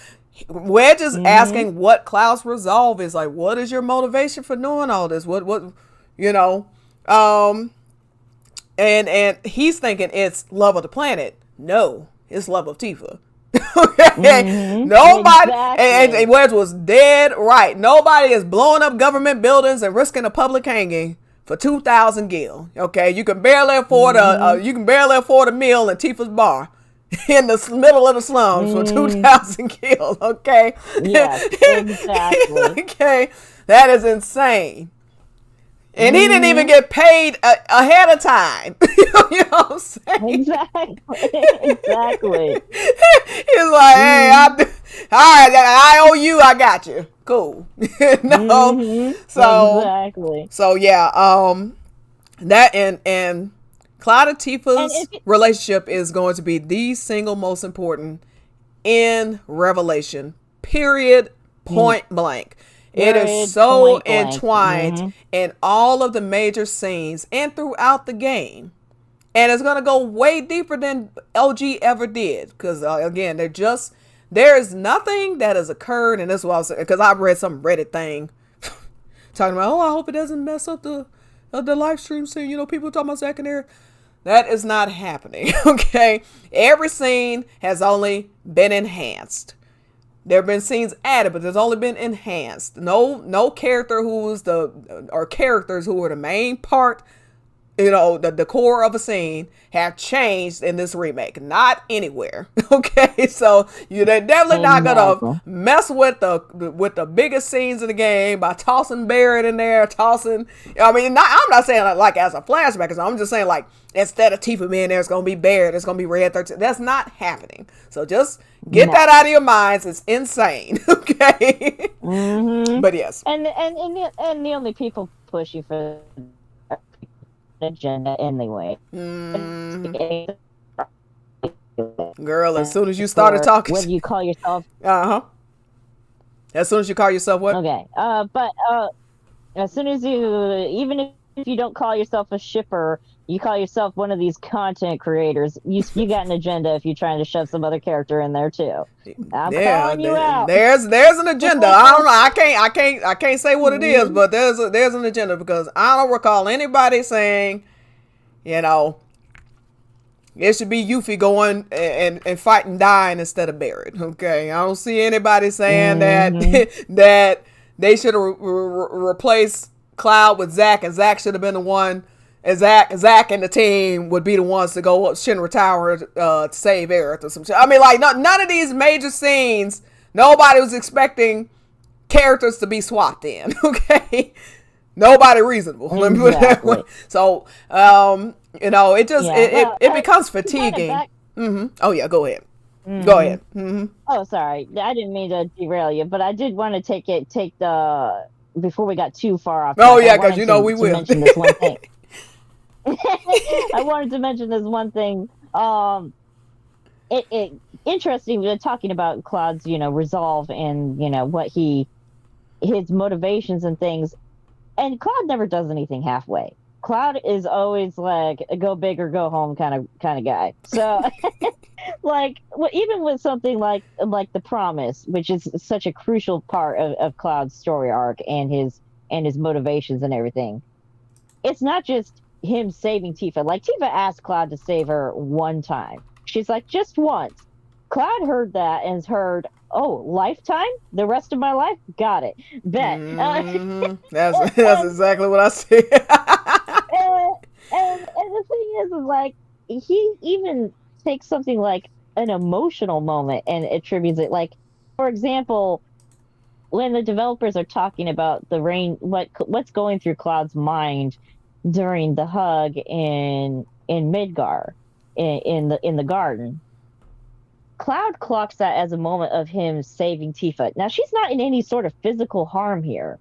She's simply just going through an emotional moment. She's opening up, she's crying, she's obviously, you know, heartbroken for a multitude of reasons. She's, you know, kind of trauma dumping at the moment. And Cloud takes that, his moment of comforting her, as a fulfillment of that promise. Again, that's him emotionally being there for her. That is the most romantic thing I've absolutely heard about. Like there is no other reading of that other than just straight up romance. Because again, this is not just about Cloud saving Tifa from physical harm. It's talking about him he's viewing being an emotional support for her as a fulfillment of that exactly promise. And nobody would look at him just giving her a hug and say, oh, he's being a hero in this moment. You know what I'm saying? Like, it's not even a heroic moment. Like, he feels he's being a hero, but it's because of what Tifa means to him. I lost you. Hold on. Oh, okay. Okay, there we go. Okay, yeah, sorry. Yeah, I can hear you. Yeah, so you're absolutely right. And I was just saying that it's not even a traditional heroic moment, because nobody just sees a friend hugging another and you know, in a vacuum is like, oh, he's being a hero here. You know, it's not even a traditional type of heroic moment. It's because of what it means to Tifa and what Tifa means to him that makes him feel like a hero in the moment. Again, because Cloud is not looking to be a hero. He's like his goal, I mentioned earlier, Zack's goal is to be a hero because of what being a hero means. But being a hero for Cloud is a means to an end. The end being Tifa. You know? Exactly. Yeah, and that's oh my God. Because a lot of people often conflate important delineation between Cloud and Zack. You gotta start again. Yeah, people conflate the two journeys. Okay, can you hear me now? Nope. Hello? Nope. Okay. Okay. Now. Can you hear me now? Yes. Okay. All right. Hopefully it stays now. Okay. So what I was saying was that people often conflate Cloud and Zack's different journeys, because people like they hear Zack's whole dreams and wishes of being a hero, and then they say, well, Cloud wants to be.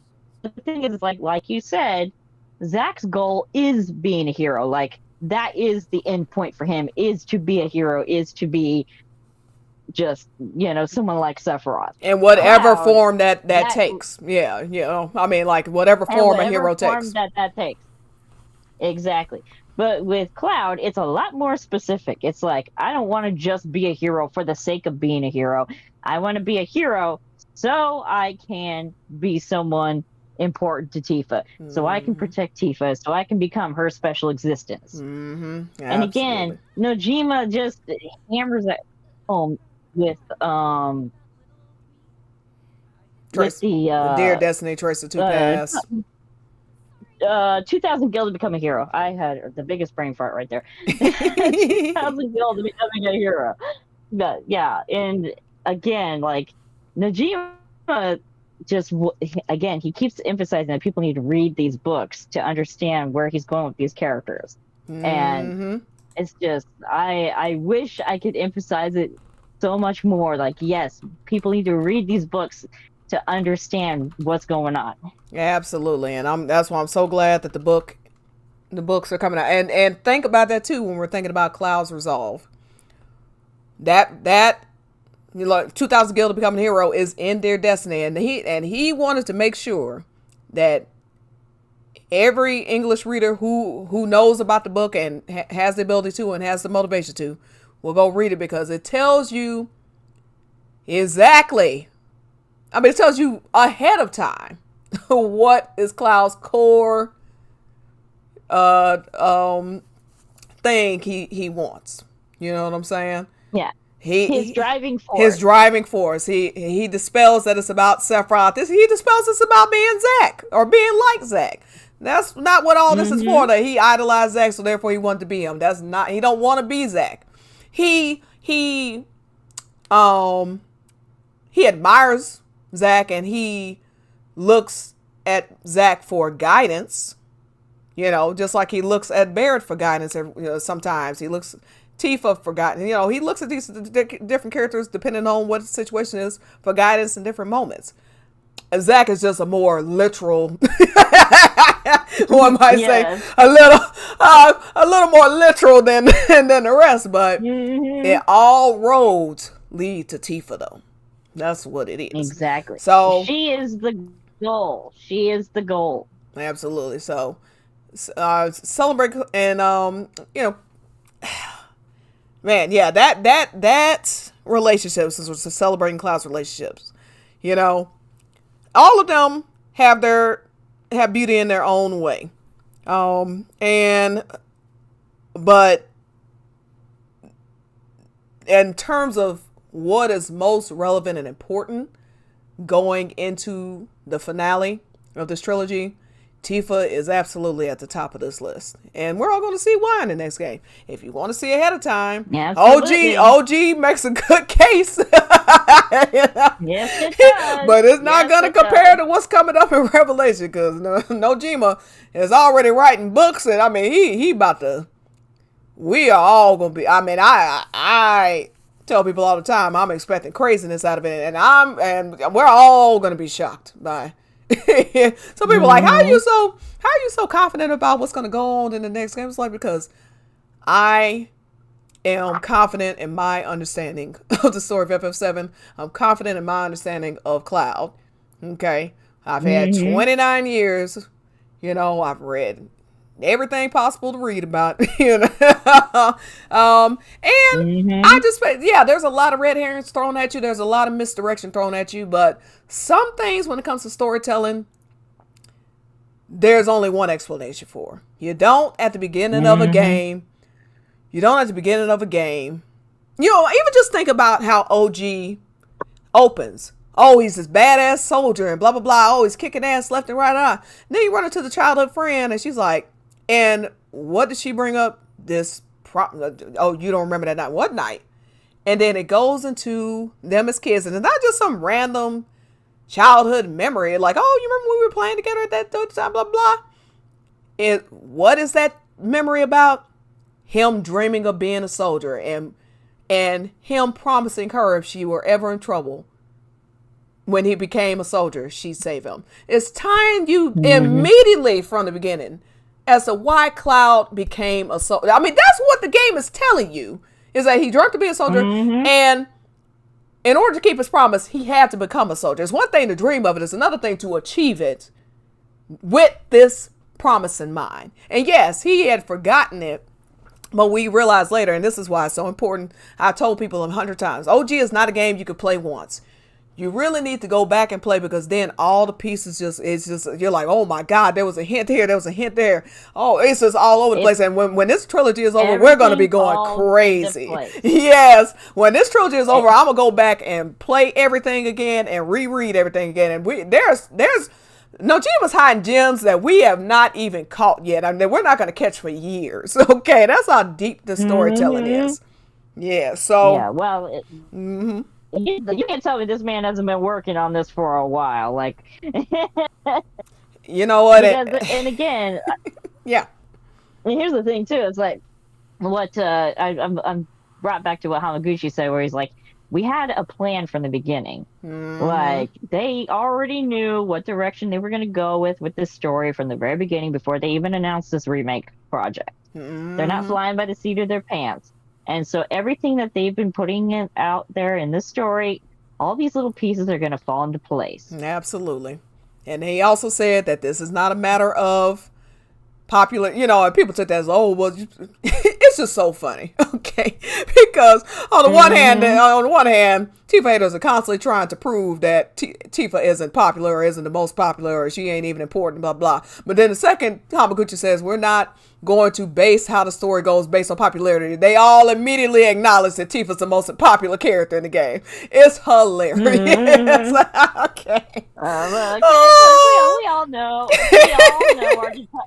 We all know our detractors like to talk out of both ends of their ass, so let's not even act surprised by this anymore. One ass cheek talking one day, the other ass cheek talking the other day. You just never know. And it's all bullshit in between, you know what I'm saying? It's all bullshit. Forgive the visuals. But seriously. Hey, look, man. But I will say this, and we just talking now. That's why ain't no visuals up here.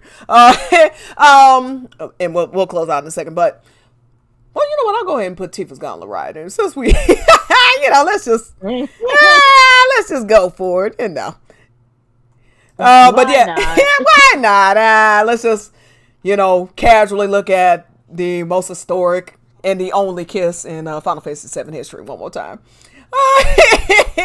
Oh shoot. But for now, anyway. You're right. I know. Buckle up.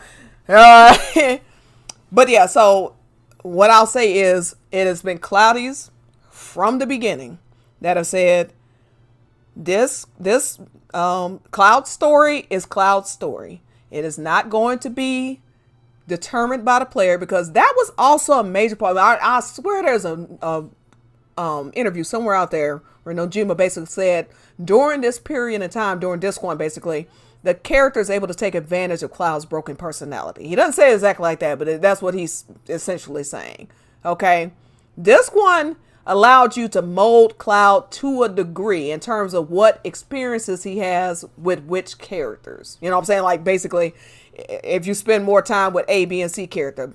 But even then, it doesn't change who what he's willing to do or not do, depending on who it is, because there's still, even this broken persona, that's the veil around Cloud. That's the shell.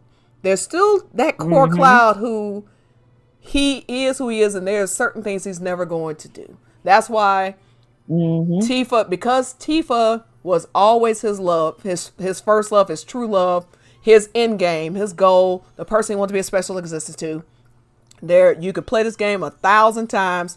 You are never going to see a kiss between Cloud and anyone but Tifa, because at the core, that's real Cloud who's making that choice. Okay, so the player has some ability to decide, a little dialogue here, a little dialogue there, whether he spends more time with A, B, and C character, but you cannot fundamentally change what he do or who he is. And and it's been Cloudies that have been saying that from the get-go.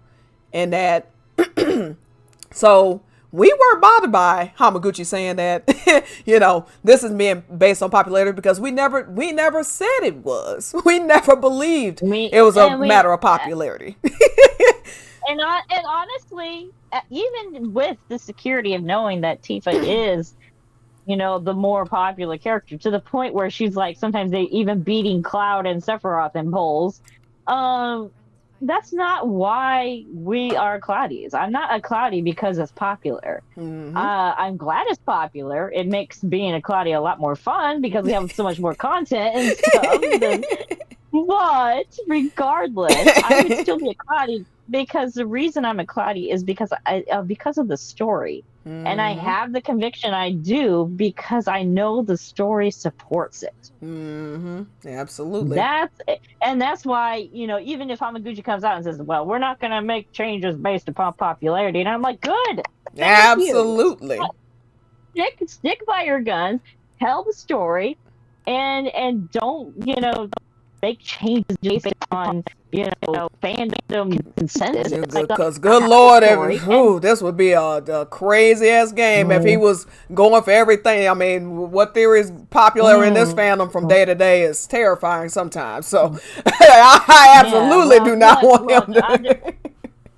Look, guys, all I'm saying is that some of y'all better not ever set foot in a writer's room because Lord have mercy. Absolutely not. But regardless, that's beside the point. The point is that you and I are able to sleep comfortably at night and be confident in the story going forward when Hamaguchi comes out and says stuff like that. Because it's like, again, we never expected them to change the story due to popularity or whatever. We take the position that we do because we understand the story and because we have confidence in our interpretation of this story. And people think that like this kiss coming up, because I get into debates people about the kiss a lot, and they're like, you think Claudia's canon because they kiss?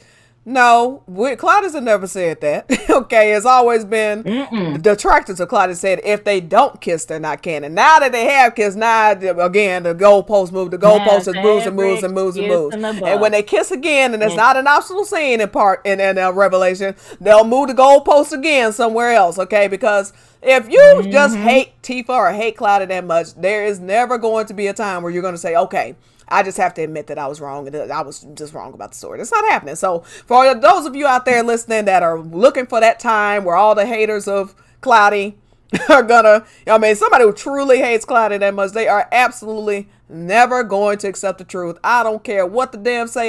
There'll always be an excuse. Okay, so get that out of your minds. That the craziest people in this fandom are going to wake up and be like, oh, okay. Cloud and Tifa were canon this whole time. All right, I appreciate it. Well, and see, here's the thing, too, is that could very well be the reason why Hamaguchi said what he did, because they are the ones that have been saying for the past couple of years, ever since the kiss happened, and honestly, they've been saying that for even beyond that, but especially, but especially it has ramped up, especially in the last year and a half or so.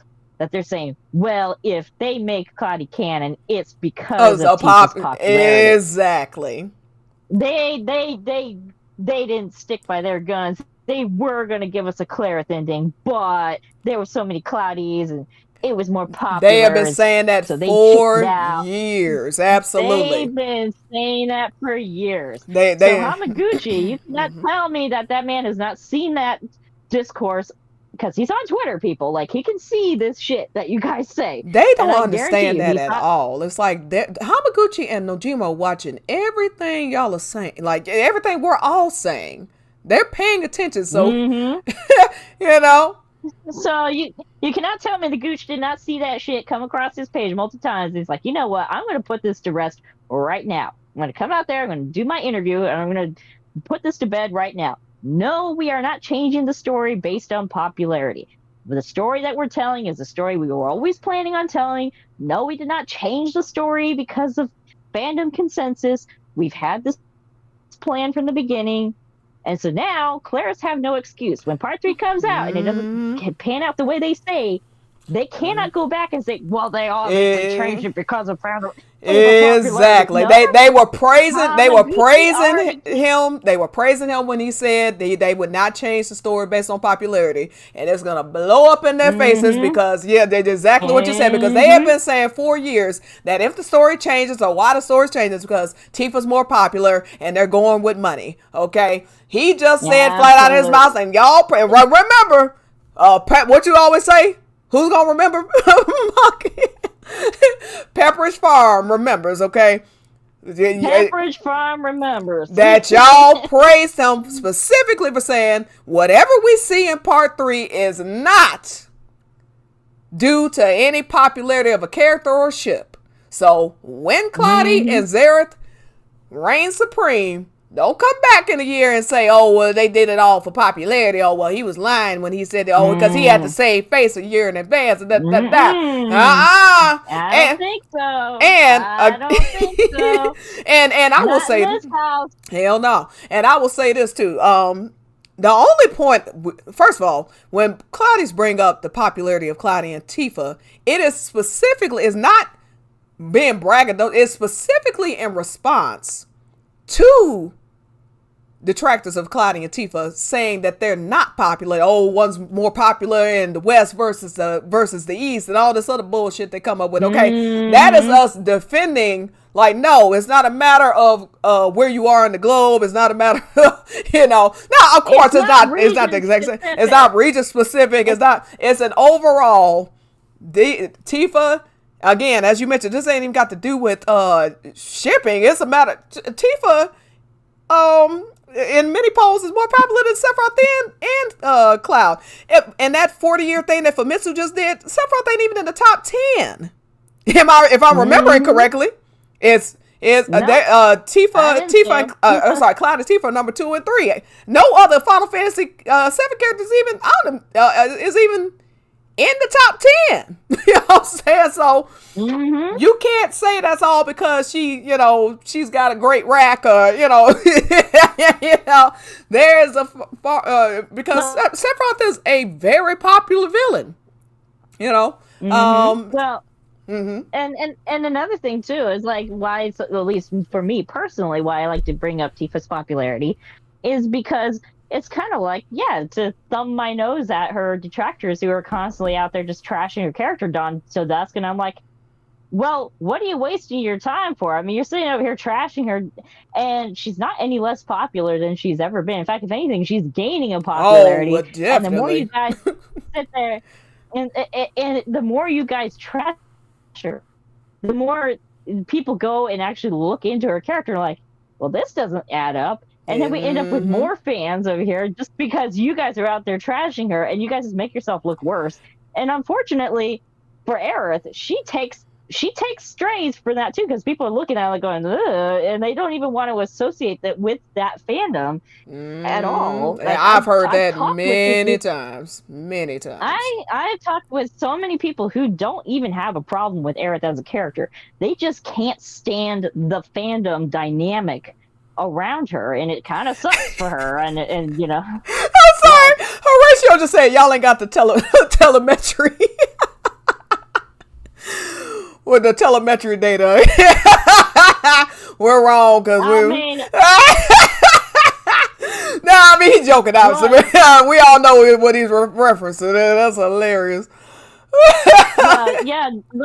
It's so funny is that I actually did go through and I went through the data. Of course. I actually went through the Google Trends and I pulled up the raw data from like the past, what was it, like 14 years or something. Girl, like that? I didn't need to go through a damn thing to know that was a lie when it came out of a person's mouth. I knew immediately it was a damn lie anyway. So I'm glad that you did the research, but I ain't did see a damn thing. I already knew it was a lie. Well, girl, I like to provide the receipt. Oh yeah, absolutely, and I'm glad you did. I knew between you and Nightmare somebody would, because you Nightmare G and somebody would do it. So I was like, I let them do it. But I'm to call it bullshit immediately. But yeah, by the way, this is we're happy birthday, Cloud. We're just shooting the shit for a second and then we're gonna wrap it up. But and I would say the main point, that's one part is why we bring up Claudia and Tifa's popularity because it's like y'all are literally lying about this. Okay, they are. They it's just Exactly. objectively they are more popular. Okay, everybody knows this. But more Everybody importantly, knows that. um, more importantly, the only point I made is even if you take that cynical approach, Claudia and Tifa win no matter how you slice it, where you're talking about story or popularity of Tifa herself, or popularity of the ship, or I'm sorry, those two are the same, or monetary financials. Claudia and Tifa win every single time. Tifa is the juggernaut. Everybody knows she makes all the money over there, square, and then she keeping the lights on over there. Okay. Yes, she is. Tifa is the most popular love interest and heroine. And again, no shade to Aerith. I mean, she beating even Sephiroth and Cloud half the time. Okay, it's not a matter. I get so sick of this. If you say of something that is just objectively true, you're shitting on her. No, I'm not. Aerith is far more popular than a lot of characters. She's just not as popular as Tifa. That's just raw. That's a basic. I'm sorry. It's just a fact. There's no failing on Aerith anymore than Aerith not being the love interest is a failing on her. She's the love interest of Zack. Zack don't give a damn about Tifa, okay? Zack saw Tifa and kept walking. He don't give a damn, okay? He ain't talking about how she was. Exactly. He wasn't talking about, oh, I can't wait to be with her. Oh, I'm nothing. He was like, weirdo, and kept it moving. The only reason he only cared about Tifa as much as he cares about just any general human being that shouldn't be harmed, and the fact that Tifa cared. I mean, even when he found out Tifa was dead, he ain't even blink an eye. I'm like, damn, Zack, you know what I'm saying? Well, exactly. Well, and see, here's the thing, is that the value that Zack put on the Tifa, I think, was largely due to the value that Cloud, because Zack saw how important Tifa was to Cloud, and so that's what put that importance for Tifa to Zack, because he's like, hey, this is my friend's girl. Like, this is the girl that my friend is clearly in love with. And he's sitting there, like, in the middle, like, seeing emails from both of them going, oh, these kids, you know? Like, Cloud, if you don't show your face, dude, I'm telling you, if things had gone a different way and it just been a regular mission like it, Zack would have gotten him to reveal himself. Okay, he'd have done it for him. Hey, Cloud! Absolutely. Hey, Cloud, I'm going to go get a sandwich. I'll be right back. Exactly. He would expose them. He would. And again, like, that's why I always make that post about Zack being the best wingman, because that's literally what he was doing. He was being a wingman. He was like, shouldn't you say something? I mean, that's really what he was getting at, and why the girlfriend thing, I understand why they made that addition, because that's also what he was getting at too. Like, clearly he said there's something complicated going on here or whatever, yeah, don't you think you should say something? So I don't think it's the exact same conversation. I think it's a conversation. You know what I'm saying? A conversation that they had in that, during that 10 days. But yeah. Or it may even be that Nojima decided to expand that particular conversation for the re-trilogy. Yeah, that's also true. Yeah, so it could be. Yeah, because it all fits. Yeah, so. And by the way, we're definitely going back to that. I'll tell you that right now. That girlfriend conversation is definitely Claudia's girlfriend conversation coming back up. We are going to see that during the live stream scene. I will bet Sephiroth's left testicle that we are going to see it. I guess he don't need it anyway. Oh, shit. But anyway, that's hilarious.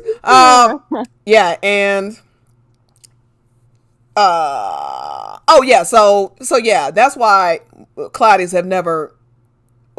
That's what. Yeah, Claudius.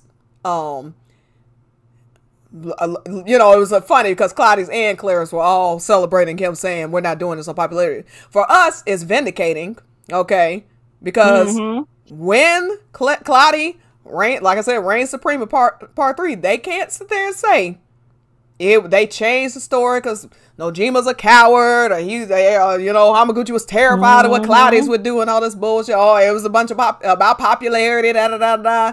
They can't say all that. He flat out said that ain't it, and y'all celebrated, okay? So we gonna see who's celebrating at the end of all this. Is all I can say. But also, no matter how you slice it, even if it were that cynical and it was about popularity or about finances or about the story, Cloudy wins every time, objectively. Absolutely. So, either way we win. I don't know. Yeah. People who love the story win. That's what I'm gonna say. People, all right. And you know what? All we have to do is look at the panel with Britt Baron to know what we got heading our way. So God, say that. Yeah, Cody and Britt been acting a fool. And then we'll wrap it up after this. But I mean, first of all, she already had romantic water tower art commissioned by the great Sophia, by the way. Go check her out on Twitter, SAFAIA. Yeah, SAFAIA. Okay. She also did, by the way, if you go to cloudxtifa.com, she did our art for the background. It's absolutely incredible. Check that out, cloudxtifa.com. And by the way, hashtag Strife Summer 26 is going on right now, so definitely check that out as well. That's from Under the Stars Discord that Muck runs. It's a Tifa. I'm not Tifa. It's a Cloud Strife birthday event. So definitely check out that hashtag. Contribute to it. We would love to see your contributions there.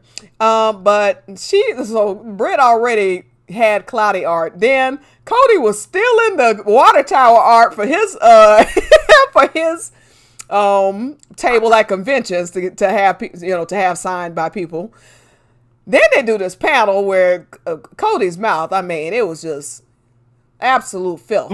Okay, I mean, it just pure Cloudy smut coming out of his mouth. Nobody knows Tifa. Nobody knows Tifa better than Cloud. No, I'm sorry. Tifa's the only one that sees Cloud for who he really is. Okay, nobody in the world but Tifa sees Cloud for who he really is. Tifa's his anchor. Tifa always shows up for him. She's there for him no matter what. I mean, again, when I talk about devotion, these two are, he's not talking about a girlfriend or a love interest or a romantic or just a romantic partner. He's talking about a life partner. He's talking about a soulmate. He's, this is far deeper than just surface level romance. And silly little things like, superficial or surface level things. Okay, this is deep. No, this is like their souls being bound together, and quite literally, that is what happens. Like that's what the live stream scene is quite literally Cloud allowing Tifa into the most intimate parts of himself. Like, that's crazy. It is insane. And there was a guy that made we all saw that clip. Just the way that he talked about the amazing storytelling around the live stream scene. Like, the live stream scene, people 30 years later are still raving about how amazing the live stream is. Think about that. I mean, this is like Darth Vader level, I'm your father reveal type. You know what I'm saying? If I think about amazing reveals and pop culture history, you think about those two. You think about the Sixth Sense big twist. You know what I'm saying? There are certain things I say, and most people understand or know the reference, even if they never saw it. Right. It's like the suitcase from Pulp Fiction or whatever. Yeah, absolutely. So And then Cody decides of everything he can get commissioned for his because if you've never been to a convention, the artist or voice actor, whatever, they'll allowed to have like portraits of themselves that you can pay for to have them signed, or they'll get like fan art, in this case commissioned. So Cody got a solo of Cloud. Now what's hilarious about this, by the way, it originally was not I know I'm a bitch. I'm sorry. I gotta say this, girl. You're gonna put Cody and Tyler on. Oh no, I'm not. Okay, no, do not be mad at them. I'm the bitch that's pointing this out. Okay, but the original portrait, I'll say, had 4 people in it. The one that Cody has decided he's gonna be. He's gonna be selling. I'm just gonna tell you to do your own research. I'm not gonna say who was in the portrait or what's going on. But the one that he decided to go with is just a solo of Cloud. He purposely had everyone else taken out of it and just a solo of Cloud.